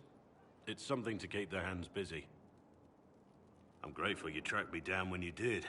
As exciting as wandering the woodlands was, this is better. It's good to be part of something so important. Something that could change things. Yeah, and before this, he was like, "Oh yeah, no, I'm just a loner. I'm cool with being alone. Don't mind me. I'm not actually yearning for attention beyond the recruits that I'm getting for the Grey Wardens. No, not at all. I'm a man's man. I'm roughing it." The Grey Wardens are huge and important. You're part of that. True, but without a blight on the horizon, everything the Wardens do feels like waiting. This, the Inquisition, is what matters now. and I'm grateful to be a part of it. You are who you choose to follow. Someone told me that once. Took me years to understand what he meant. Yeah, and so I guess, yeah, those words became the principle by which he lives for, I guess. But yeah, I need to have a cause. And of course, yeah, it's turning out to be like one of the big themes of this game.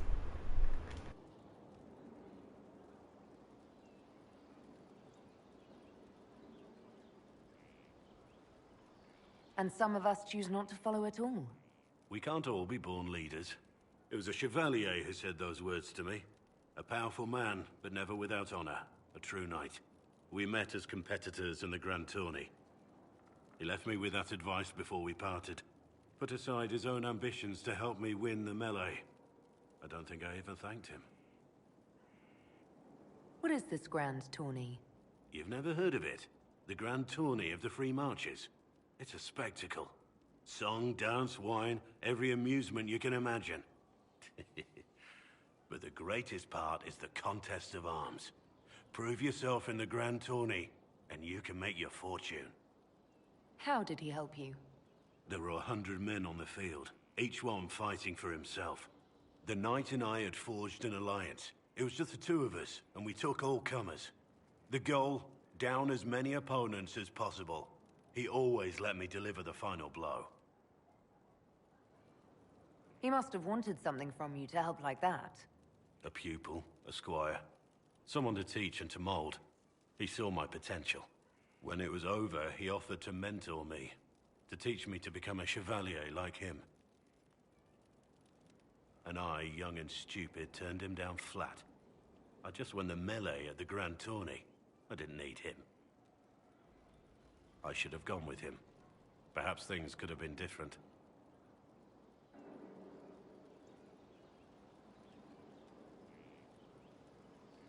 You're here now. A Grey Warden. It worked out. I suppose it did, didn't it? But I'm older, hopefully wiser. And I think I've chosen the right person to walk with.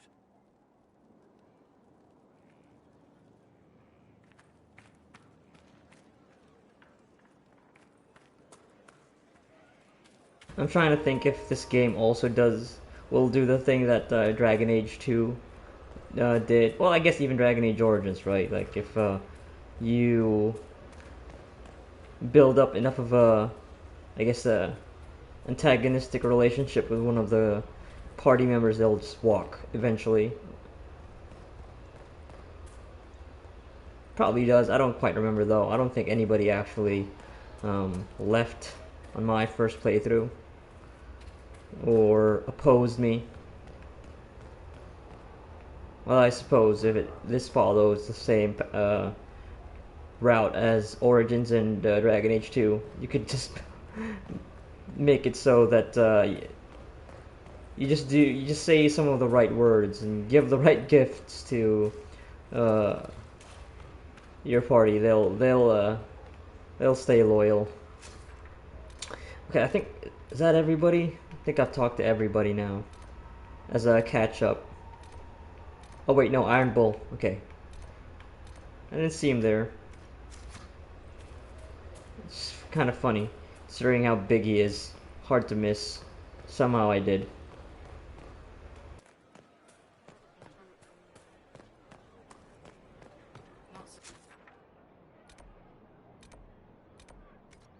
Standards. That'll guide the dragon right in. Wait, what? No, he's over here. Yeah. There he is. Someone left sliced plums on the windowsill again. The juice is attracting flies. There are spiders everywhere. The plums were right in front of me, but... Inquisitor, huh? Well, you've got the fortress for it. Speaking of which, when you've got a second, there's something I want to show you. No, yeah, come on. I got more than a second. What did you want me to come see? Here, come on. I'll show you.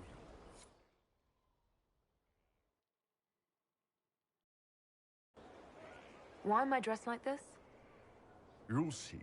Come on. It'll be worth your time, I promise.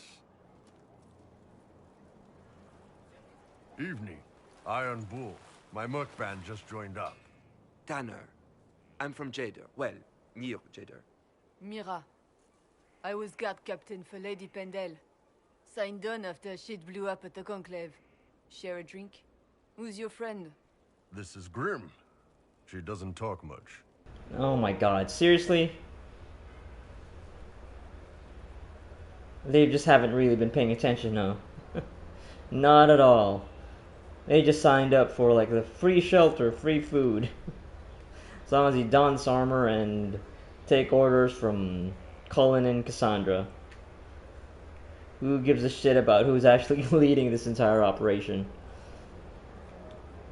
Telling me an elf is leading the Inquisition? A mage elf?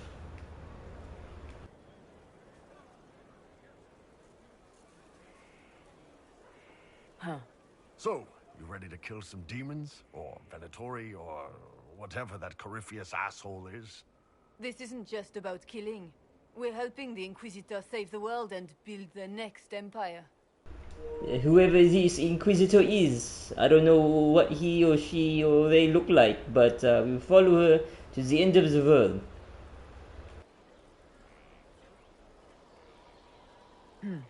Well, long as I get paid, I'm happy. That's why I signed up. I just couldn't spend my whole life on a farm. Needed to live a little, you know. There you go. What about you, Mira? Why'd you join up? I thought you were serving some noble. I saw what happened at Haven. The Inquisitor staring down that monster and his archdemon. I don't think the Chant of Light as much as I should. But you can't see something like that and not believe. Well, Grim and I should find our tents. Thanks for the drink.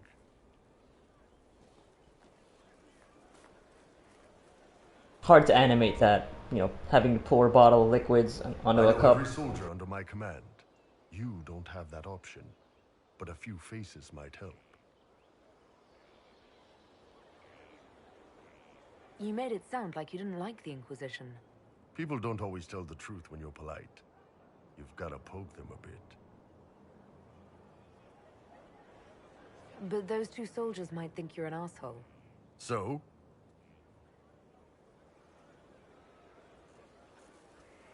It was good to get their perspective. Yeah. Sounds like we could use an easy win for boys like Tanner. And vets like Mira have seen enough to be wary. You've got a good army coming along. Remember that. No matter what comes next.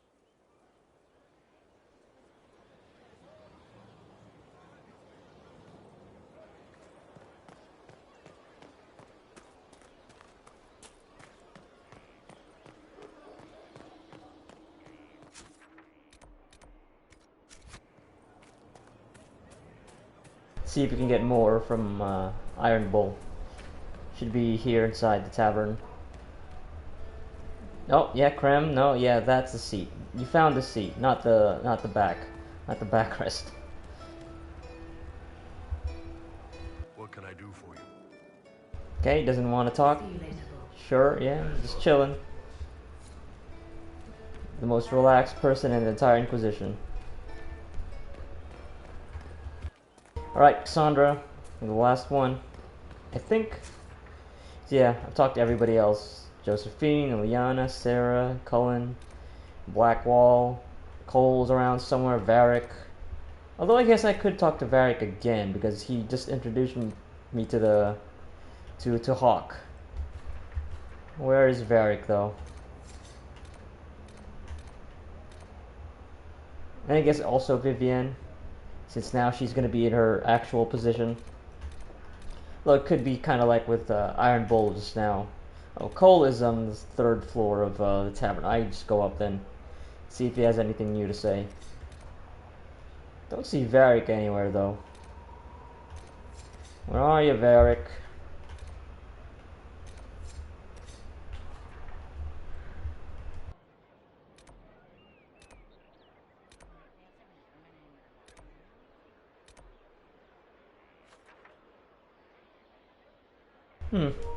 Not on the map.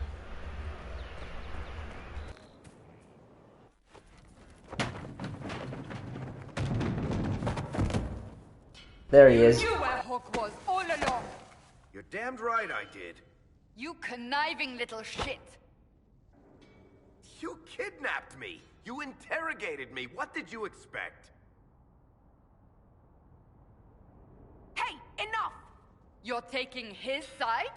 I said enough! We needed someone to lead this Inquisition. First, Liliana and I searched for the hero of Ferelden, but she had vanished. Then we looked for Hawk, but he was gone too. We thought it all connected, but no. It was just you. You kept him from us. The Inquisition has a leader.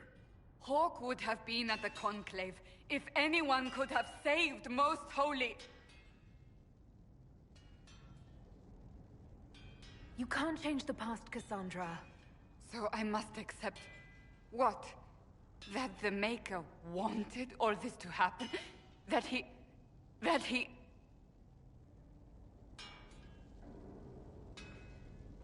Varric is a liar, Inquisitor. A snake. Even after the Conclave, when we needed Hawk most, Varric kept him secret.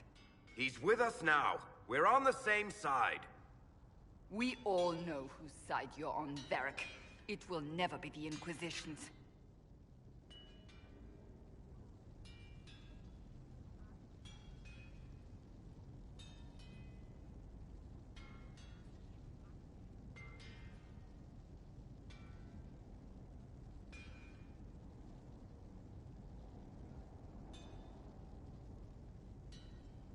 That's unworthy of you. That was rougher than I thought was she was gonna say. I must not think of what could have been. We have so much at stake. Yeah, why don't they just put that on the... Varric, just go. I sorely wish that's not gonna be the case for the Veil Guard, because that is just so annoying. If Hawk had been at the temple, he'd be dead too. You people have done enough to him. I believed him. He spun his story for me and I swallowed it. If I just explained what was at stake, if I just made him understand. But I didn't, did I? I didn't explain why we needed Hawk. I'm such a fool. What if you hadn't believed him and you'd tracked Hawk down? Honestly, Hawk might not even have agreed to become Inquisitor. He supported the Mage Rebellion, after all. He wouldn't have trusted me for a second. But this isn't about Hawk, or even Varric. Not truly. I should have been more careful. I should have been smarter. I don't deserve to be here. We can't afford any more mistakes. You think I don't know that? Yeah, I don't see... Yeah, that's not... Again, that's not what I wanted to say. I want you to know. I have no regrets. Maybe if we'd found Hawk or the hero of Ferelden, the Maker wouldn't have needed to send you. It just takes me out of it. You're not what I'd pictured. But if I've learned anything, it's that I know less than nothing. Because I know this game is like, yeah, you know, role-playing it. And it's hard to role-play when the thing that I want to say doesn't actually turn out to be the thing that the player will say. The character will say. So it's just shit like that. It sucks. I just think it just sucks. It just fucking sucks.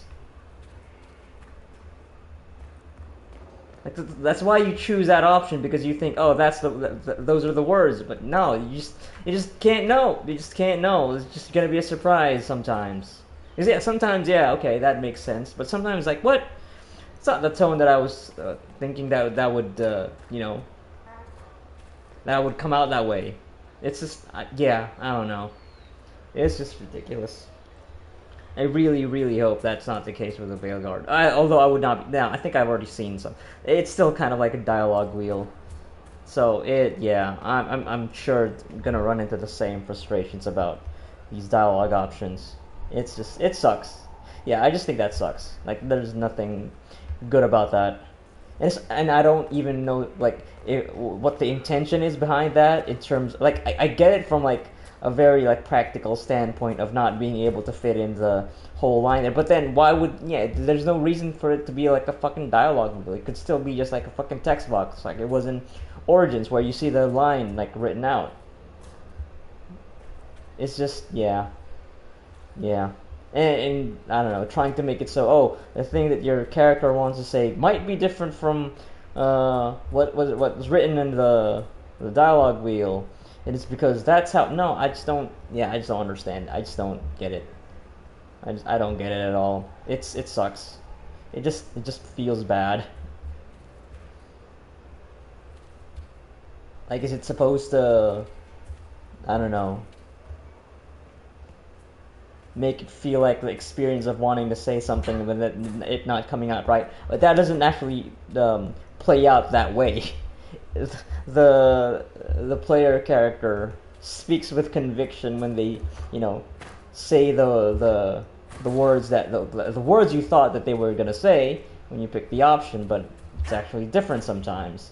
And it takes on a different tone. So it's like, yeah, I don't. It sucks. It fucking sucks. I guess, yeah. I don't think I can have anything more to say about that, but it fucking sucks. I hate it.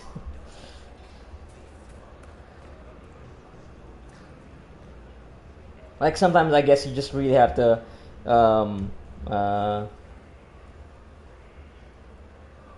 like, sometimes you just have to approach it in a meta way. Oh, it's on the bottom right, so it's gonna be hostile. Oh, if it's the top right, so it's gonna be kind. It's like, and it just fucking sucks. It just really takes you out of the role-playing aspect of it. It just makes it all the more video gamey and artificial. And it's like, I don't know if that's the effect that the game developers want to induce in the player. It's like, what is this? It sucks. It's not a fan. And yeah, I guess I'm playing these 3 games. Dragon Age 2, because it wasn't that much of a problem in Origins, because it was in voice, so they were able to also just write down whole lines of text in the dialogue box when you get to choose. So there's no ambiguity to it. But yeah, starting from Dragon Age 2, and then with this one, I guess I am, setting my expectations to not be disappointed, at least not as much. I think I would still be annoyed in the moment when I pick an option, a dialogue option, and then it turns out that that's not what I actually wanted to say. But these 3 or 4 words that were written out in the dialogue wheel don't actually turn out to be the exact words that the character will say. Rook, your player character will say, and then that person that you were looking to level with turns out that doesn't like what you say and takes it in a way that it's just I'm not happy about that. Guess I'm just gonna lower my expectations for when it inevitably happens in the Veilguard. Alright, enough grousing. Let's go see if we can talk to Cole over at the 3rd floor of the tavern.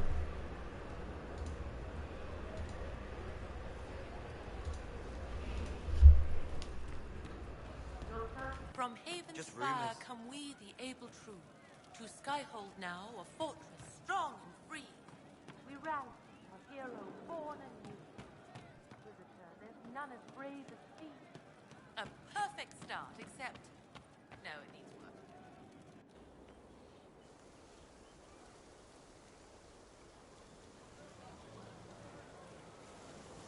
What are you doing? Listening.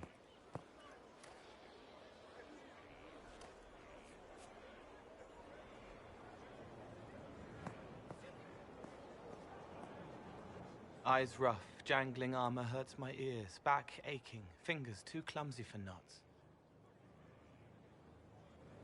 Wind cool like Aunt Eloise's pond, lips scalded as I sip, warmth blossoms, first kiss in the barn, what was his name?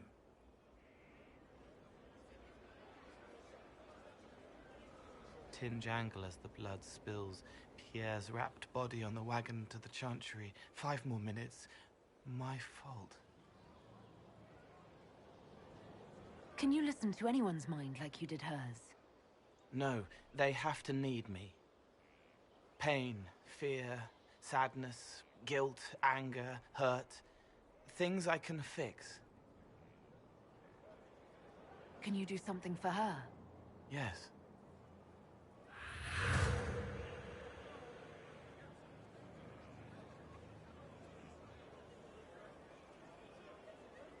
It's okay. Nothing you did mattered. What? Who are you? They lie there, and sometimes they die, just like Pierre. You can't save them. I don't know who you are. Wait. That didn't work. Let me try again. You'll forget me in a minute. What are you going to do? Make her forget me. Then do it again, the right way. Alona would be interested in seeing how this plays out. You can't save all of them. What? Like Pierre getting sick after you snuck out to Aunt Eloise's pond. You want it to be your fault, so there's a reason and it's not so frightening. But there is no reason. Pierre just got sick. The soldier was never going to live. It wasn't your fault. Whoa.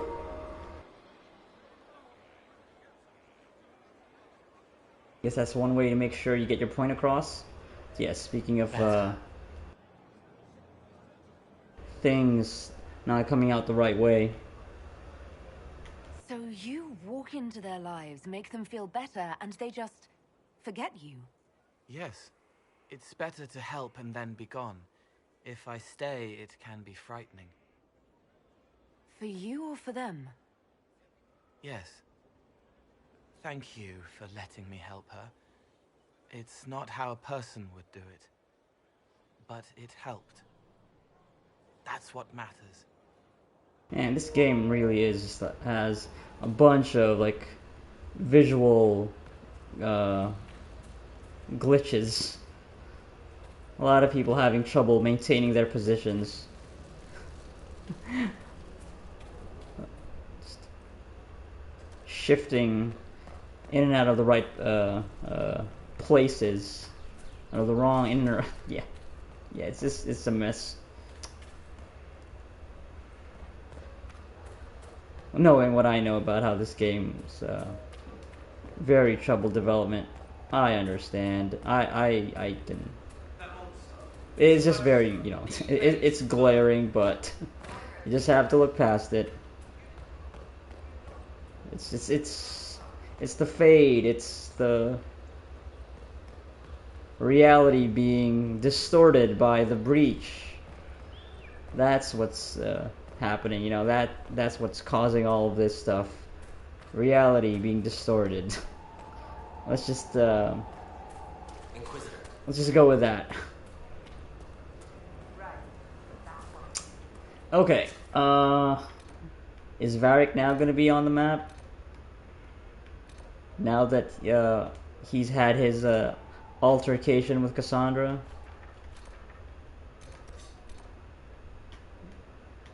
Yep, okay. Well, maybe Cassandra now has something else to say. Something is troubling me, Inquisitor. Leliana is receiving reports of mages becoming possessed, Templars going rogue. No one is dealing with these matters. I was hoping we might, before they get worse. We can certainly look into it. I will mark these incidents on the map as I learn of them, Inquisitor. And I would be pleased to accompany you if and when you investigate. Do you have any advice for me? Tell that demon, what does it call itself? Cole. Tell it to leave. He may not mean harm, but that does not mean he will not harm us. Spirits are not creatures to take at face value. Be cautious with him, Inquisitor. Okay, I'm good on your advice. As you wish. But yeah, no, it makes sense coming from her.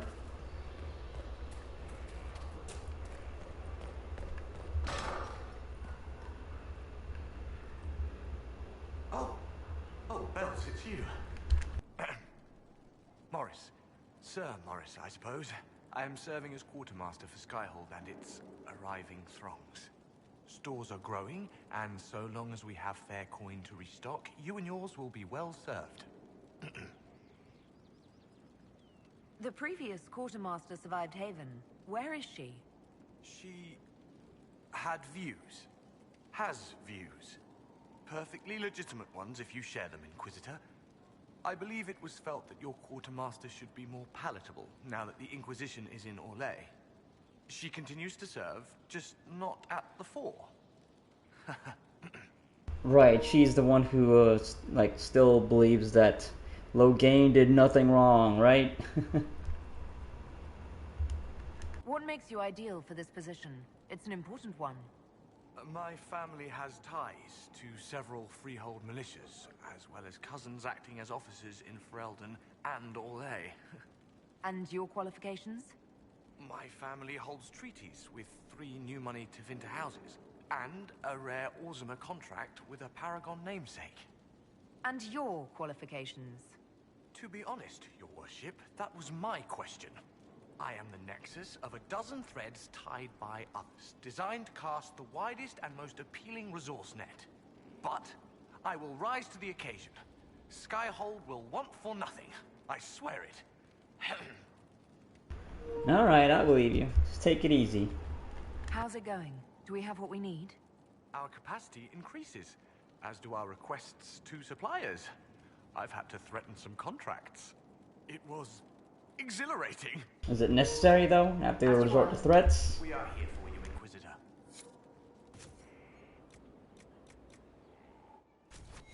Nothing? Unfortunately.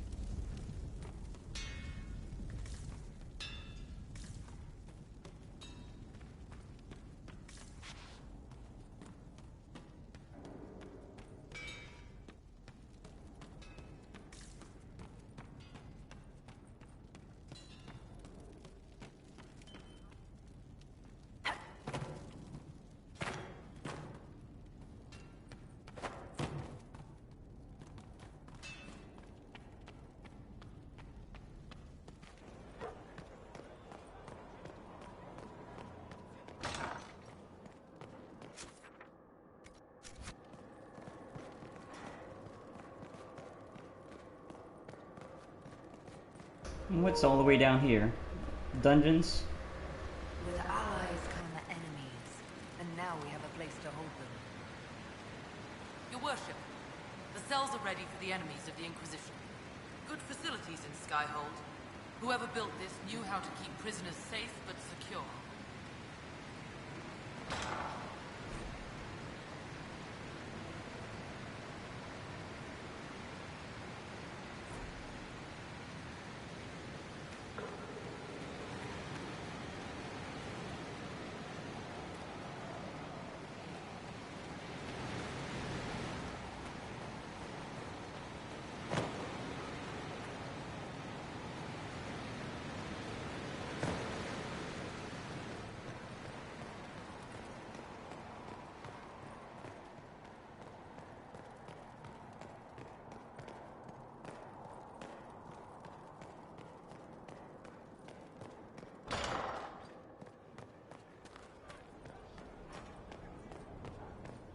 Inquisitor.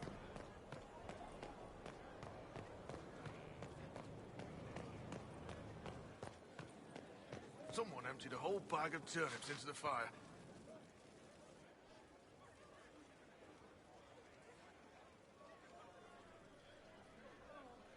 That got a little heated. Are you all right? Well, that depends. How angry is Cassandra? I wasn't trying to keep secrets. I told the Inquisition everything that seemed important at the time.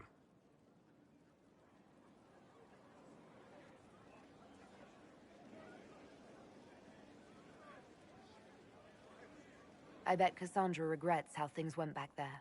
You should talk to her. I appreciate that you're trying to keep the peace, but things between me and the Seeker are as good as they'll get. I keep hoping none of this is real. Maybe it's all some bullshit from the Fade and it'll just disappear. I know I need to do better. I'm sorry. No, it's cool. You were looking out for a friend. I get it, I get it. Yeah, it's not like, you know, having Hawk there would have stopped the whole thing from popping off. Corypheus is back. Oh, shit. You said he was a Darkspawn, or a Magister. What is he really? I'm not sure. I don't think Corypheus really knows either. He's definitely a Darkspawn, but when we found him, it was pretty obvious he hadn't heard that. He thinks he's a Magister, a priest of Dumat, in fact. He says he broke into the Golden City, like in the Chantry tale. If you and Hawk defeated him once, we can do it again.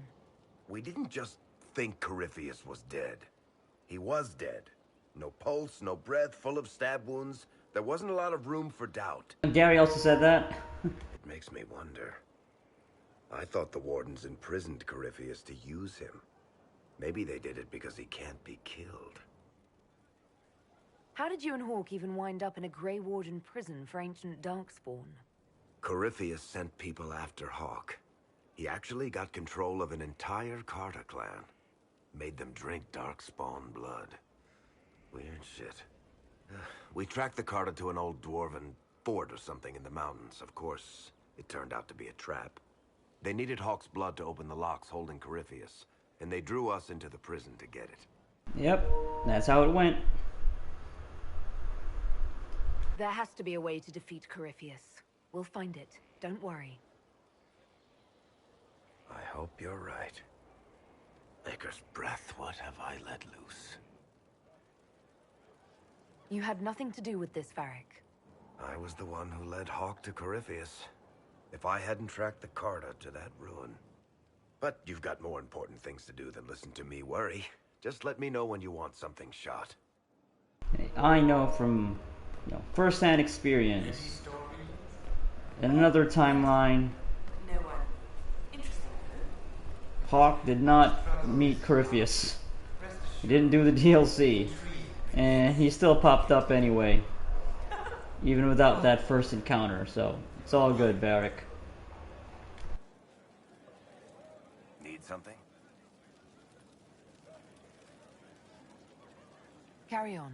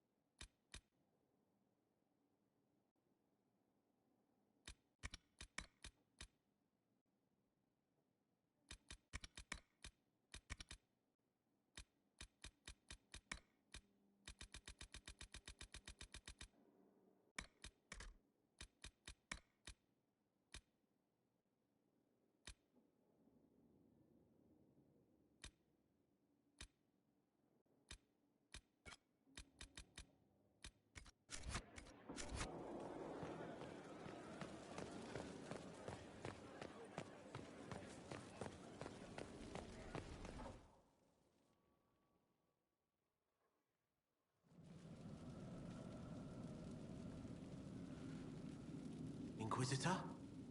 The Arcanist has arrived. You should see for yourself.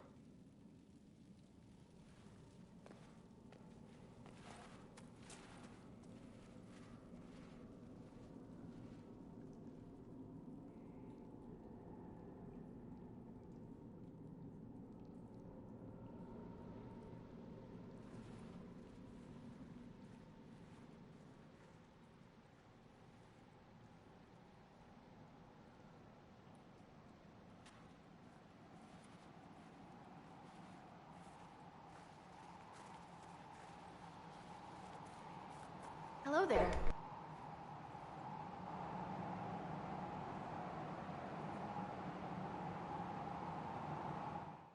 Oh, right. This is the dwarf who wanted to go to the Circle Mage. Let's figure out what you need. Yeah, Dagna. Yeah. What's up? You're the magical advisor? Oh, you're her. The Inquisitor. I'm Dagna. Arcanist Dagna. It's an honor, your worship. Is that it? The hand anchor mark? It's pretty. The breach was pretty too. In a destroy everything sort of way. I welcome you to the Inquisition and look forward to your contribution. Me too. I've heard some impossible things. I love impossible things. Those are the best to make, well, possible. I've looked at Herod's devices. The precision is fantastic, but typical. Mundane. Old thinking. What now? No disrespect meant to the classical trades, but you need a new perspective. I've made adjustments. As long as I keep making them, you can craft just about anything. Almost safely. You seemed impressed by the anchor. What does it look like to you? I heard what everyone says what you heard Garifia say. That's a long chain of who said what's. To me, it says key. But keys do a lot of things. Open, lock, switch. Some open one thing, some open everything. It sounds like Carivius made it to open, but it looks like you can use it to close. It may be that simple. It sure is pretty. Wish I could see through it. What is it you do, exactly? I was born to the forge. That's literal in the Smithcast. So the hammer and tong, that's like a heartbeat. But you've a man for that already, and a good one. I'm here because of my passion for magic. Magical study, magical theory, magical enchantment, and through it, the manipulation of masterworks. I studied it all with an objective eye. No secrets, no fears. That lets me apply principles like no other. Maybe one other, but I don't have that wonky of a mind, so I still kind of win. What's the story with enchanting? Lyrium's the heart. In certain rational patterns, it beats like something alive. That's how I see it. So, a mage can make your weapons do things, but with the right runes, the right rarities, your toys become wonders. It's the one thing mages can't do. It drives them mad. Literally. Dwarves are resistant, so it doesn't affect us. Mostly. You have the ability to make exceptional weapons and armor. Masterworks? There's an art to the forge, as well as enchanting. You need an ear for it. And hands. Eyes, too. Nothing bad to say about Herod on that front. He's wonderful. But there's this little more needed. With the right bits, an edge can be more than an edge. Armor can do more than protect. A hue can be just a bit brighter. In short, smithing can be more. In short. Another time, Dagna. Of course. Bring me what you want made, and I'll make sure it goes just right.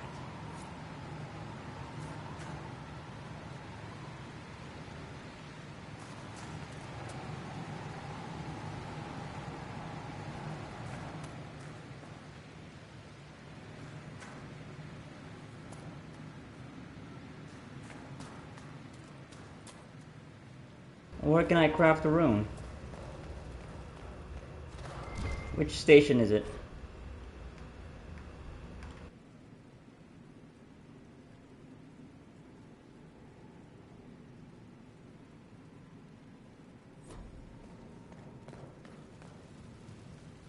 Inquisitor. Any thoughts about our new tenant? You sure she doesn't own the place? Acts like it. No offense. It needed work. And fine work she's done to it. And for you. Don't mind me. Been a lot of change lately. Cheery as sugared flowers she is. I'll be back later. I'll be here. Maybe she'll rub off on you.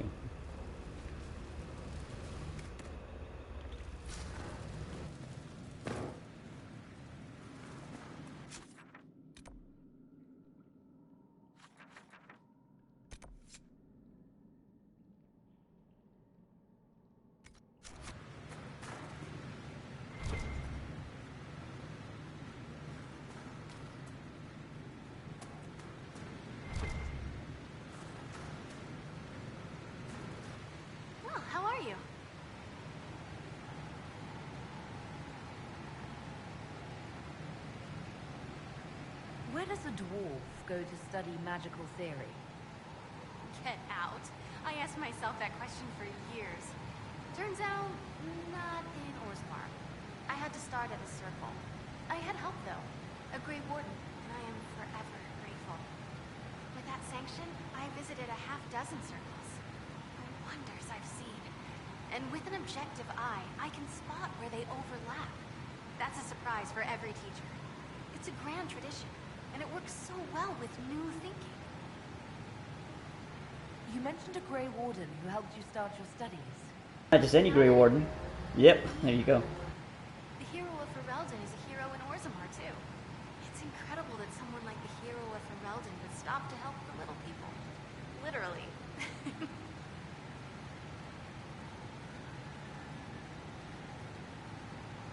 The Warden affected you in a special way. Talk to anyone, they'll say the same. It was a dark time. There was one light. She saved us. She saved me.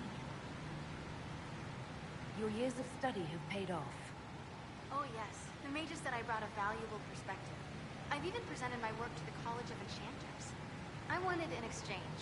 The Surface could learn about lyrium smithing, and Orzammar would gain knowledge of magic. But now there's no college. And so far as the Shaper is concerned, I'm castless. So you're getting my best work, Inquisitor. Let's make some great stuff. You gave up so much, left your home. Was it really that amazing? Yes. I left my home and my family, but I just knew I could be more than a smith. I wish my people weren't stuck in the past, and I regret that my father couldn't imagine another life for me. But I don't regret what I did. All right, rein it in. You have work to do. Right, sorry. I get carried away when I think of it. Ready when you need me.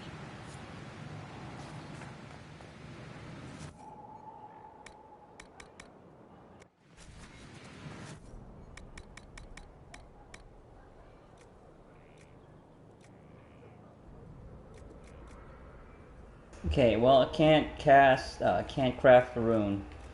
I need blank runestone first. Sure, I completed that quest. Totally. Okay, well, I'll come back to this later.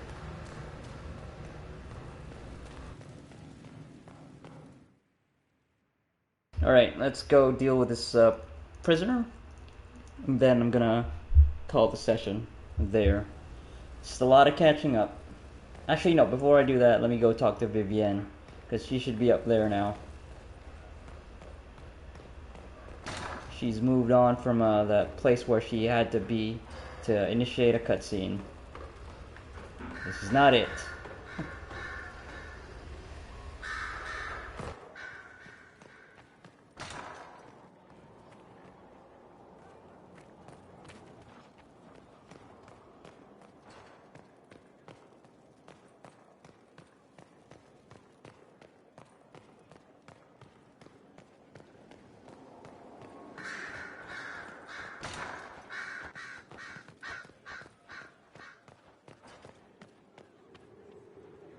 Can I assist you?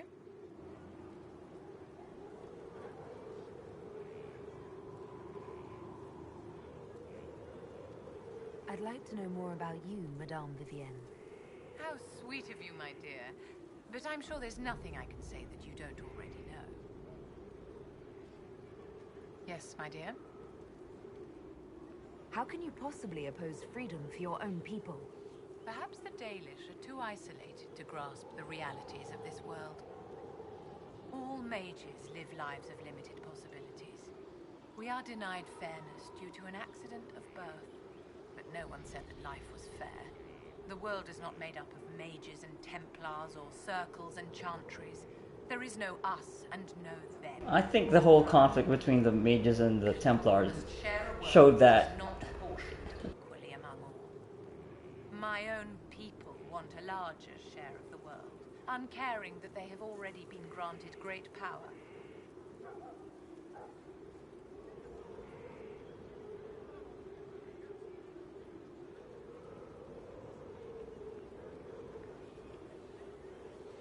That's not their fault. They can't help what they are. Wolves cannot live peacefully among sheep. no matter how much they regret being wolves. The wolves howl and claw at the fences that hold them back. Yeah, that's the heart of the situation here, right? Because... And what do the sheep do? Panic. And the scent of their fear drives the wolves to attack. That, the mages are, well, characterized as that's just their nature. They can't help themselves. Yeah, that's kind of a stretch. You're taking the analogy a little far, don't you think? No, the example doesn't do the situation justice. Every creature knows a wolf. How do you recognize a mage? I care for the witch hunts that will come. I care for the angry mobs who string up mages on gibbets for the vultures. I care that my stupid brethren will kill and be killed by frightened people defending their families from monsters. I will stand in opposition to that, whatever you may do. Right, yeah. And because, yeah, like, that is the thing that these games have consistently portrayed, is that, yep, mages will fuck up.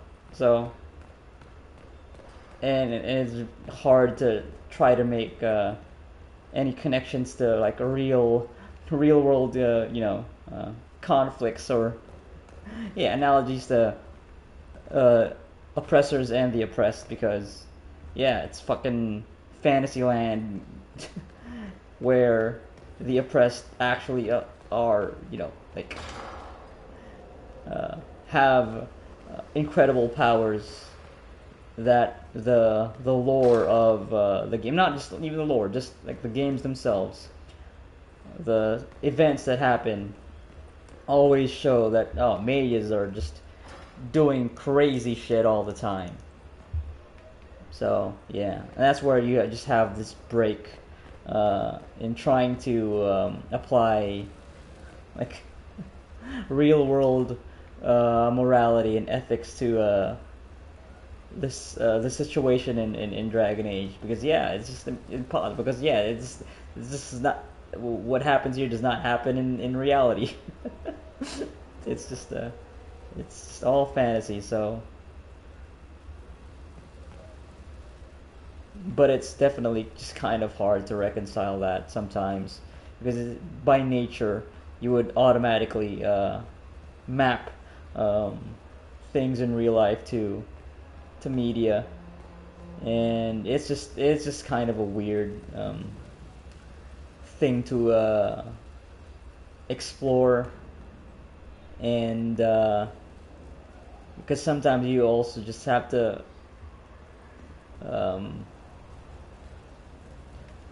think about how fiction or just media in general, like their purpose, they reflect reality, and of course, honestly, for me, yeah, like they should in a way, and like it's also just inevitable. People will write the stories that, even if it's fantastical, they take from their own experiences. So, yeah, trying to push that perspective onto this fantastical setting is just makes it sometimes it's hard to take the situations here seriously. So you just go all the way in with, yeah, no, fuck that. Let's just always be pushing for freedom for the mages.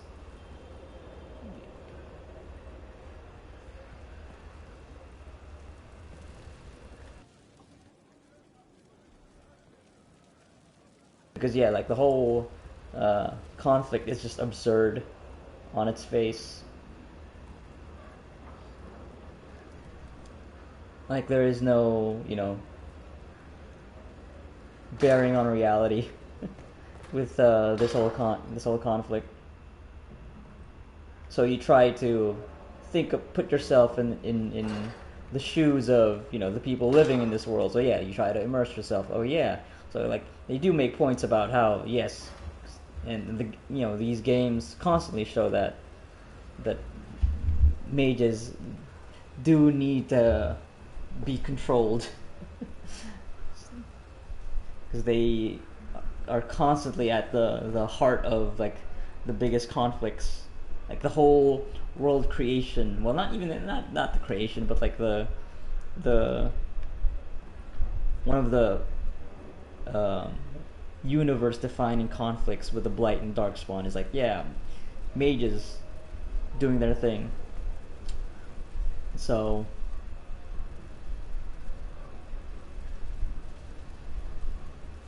and like you try to think of it in a way that, I don't know, it's as an exploration of ethics. Oh, like what in this situation, how would you handle things?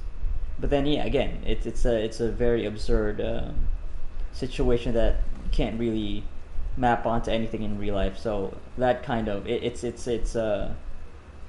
a way it's just like a fun thought experiment, but nothing that you can't really um, find any practical utility in real life. So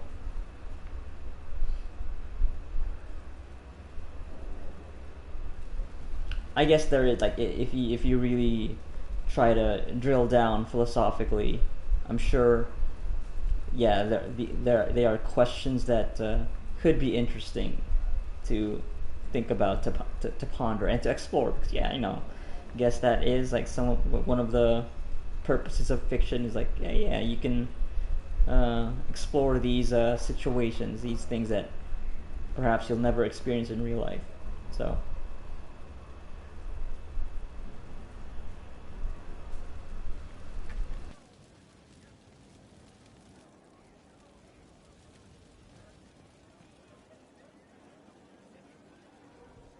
yeah, like for me, it's like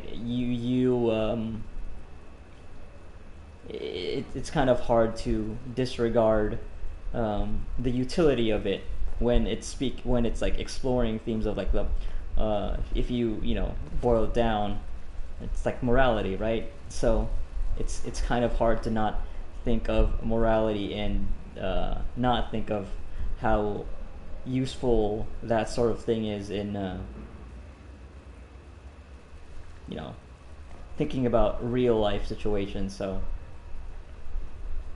yeah, it's just hard to really take it all seriously.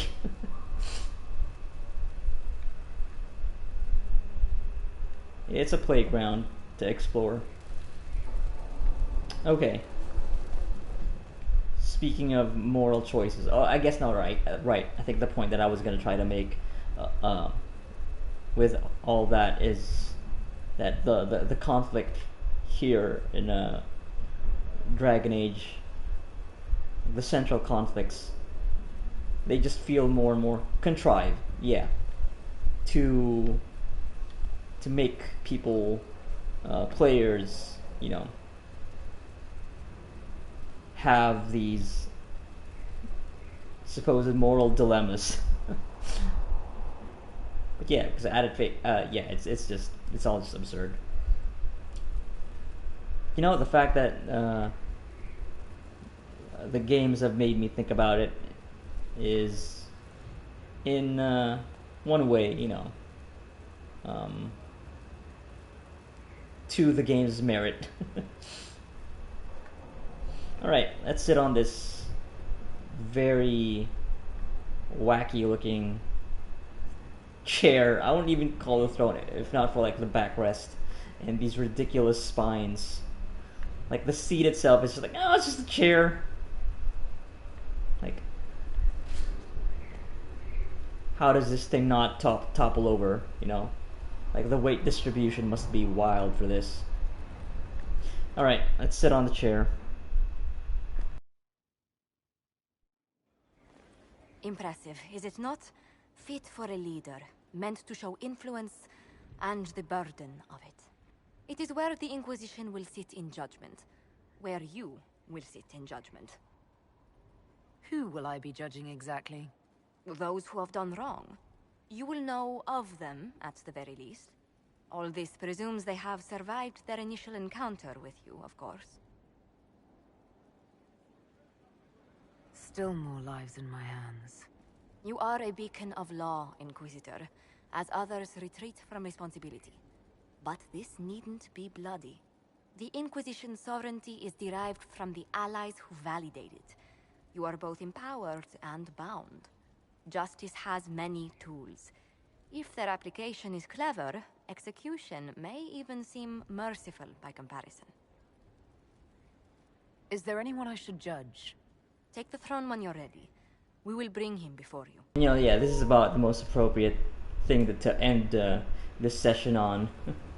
After that little spiel from me about this game's handling of morality and ethics. So let's do one session of this, and then I'll call it. You recall Gerion Alexius of Tevinter. Ferelden has given him to us as an acknowledgement of your aid. The formal charges are apostasy, attempted enslavement, and attempted assassination, on your own life, no less. Tevinter has disowned and stripped him of his rank. You may judge the former magister as you see fit.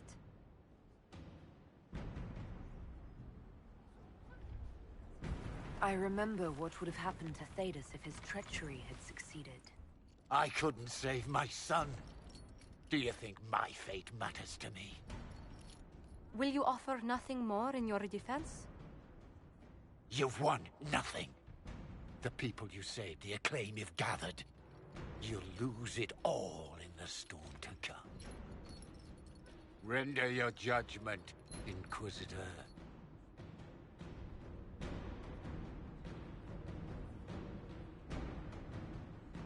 Alright, so think about this in a role-playing way. How would Alona handle this?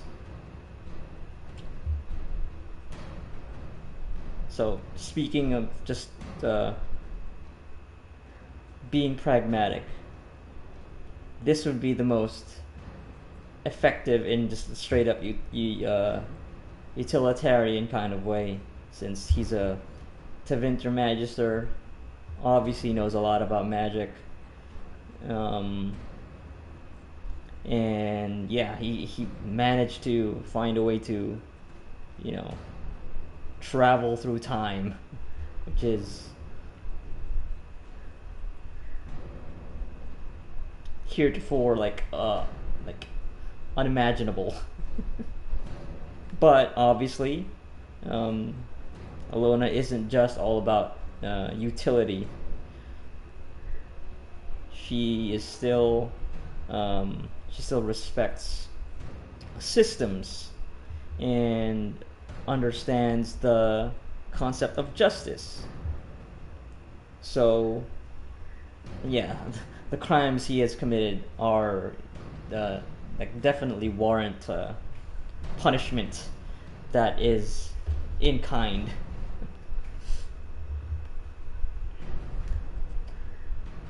Would Alona be okay with severing people's connections to the Fade? I think as a mage and as an elf, definitely a Dalish, that feels like the gravest kind of judgment you can pass on to somebody. But that doesn't necessarily mean that she would be against passing that kind of judgment on to somebody who has committed such acts of treachery, world-ending acts of magic. So I think Alona would actually consider that. Like that's like the worst kind of punishment for Alona that she would decide on for Alexius. For somebody who would commit such crimes, that would actually make sense in a way. She's not above killing in the name of justice. I don't think she is. Like, she's of the Dalish, and I think they're also very practical about that.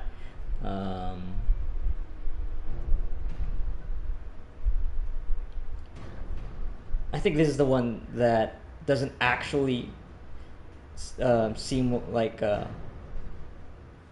what Alona would do. I think out of all these options, just merely imprisoning him feels like that wouldn't make any sense for Alona. Because, yeah, I don't think it's fitting enough as a punishment for his crimes. While that also serves no utility in this in like the most in like the material sense. Maybe in terms of like justice, yeah, okay, just let him rot. But maybe it's not enough. He'll serve Redcliffe's mages. Again, also utility. But in terms of like the sense of justice, maybe not. That seems like too light of a that I don't know if that'll like whatever help he contributes. Unless I guess it's these two, right? Well, I guess these three. In a way, like paths for redemption, because as a tranquil he'd be able to serve, right? Well, actually, I don't know. This option only just says make him harmless as a tranquil. That doesn't necessarily mean that he'll be used as like some of the other tranquil, like that the person who replaced Minave, a tranquil. I don't think this automatically means Alexius will be serving as one, as a tranquil. Maybe they'll just turn him into a tranquil and that's it.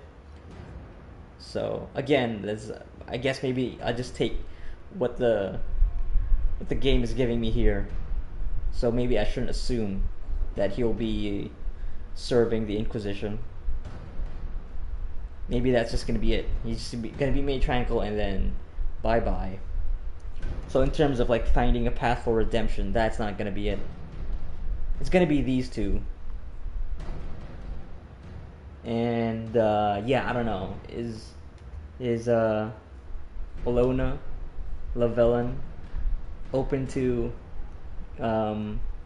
providing a path for redemption for people who commit heinous crimes, who are don't actually show any sort of regret about what they've done. In fact, they still think that whatever efforts we put into this whole thing will fail. So he doesn't show what is that word? Not just regret. The term escapes me right now. But it's that sense of like feeling that they need to make up for what they've done. He doesn't feel that way. And if he doesn't feel that way, then well, why even offer him that path to redemption? So I'm thinking this might actually be what Alona ends up choosing here. Although I think the way these games have treated these decisions, I don't think there's going to be any nuance in how the crew will receive this. Like, Solus definitely, disapproves greatly. Dorian disapproves greatly. Definitely Dorian, because he used to look up to this dude. He was his mentor or something, right? And Cassandra greatly approves. Colin greatly approves.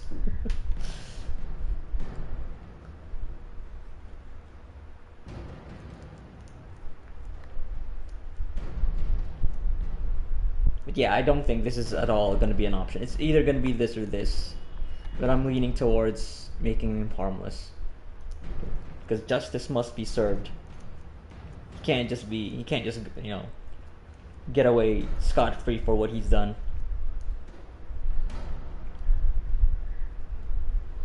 And I don't know if Redcliffe's mages would want to work with him anyway either, so it's like...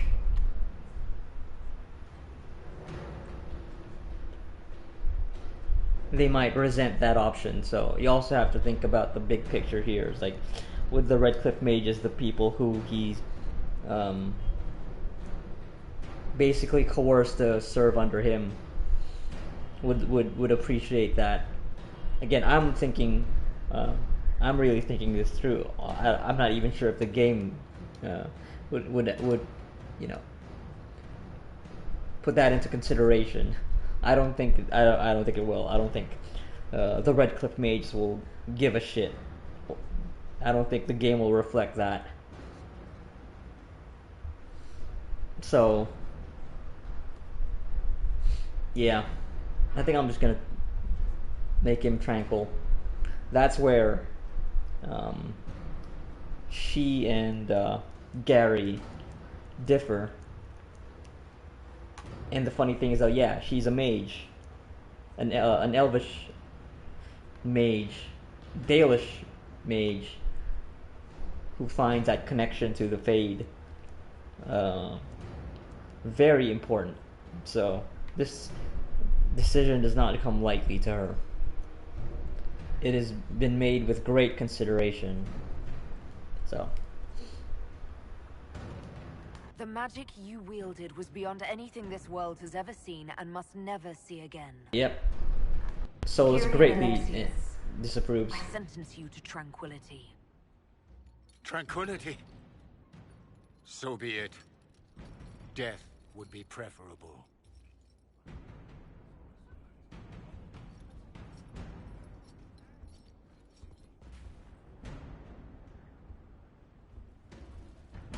Alright. No. Not always gonna see eye to eye with Solus. You'll just have to put up with it. And he will put up with it. Because he can't get enough of this. He's already gotten a taste. In his dreams. But yeah, alright. I'm gonna call it there.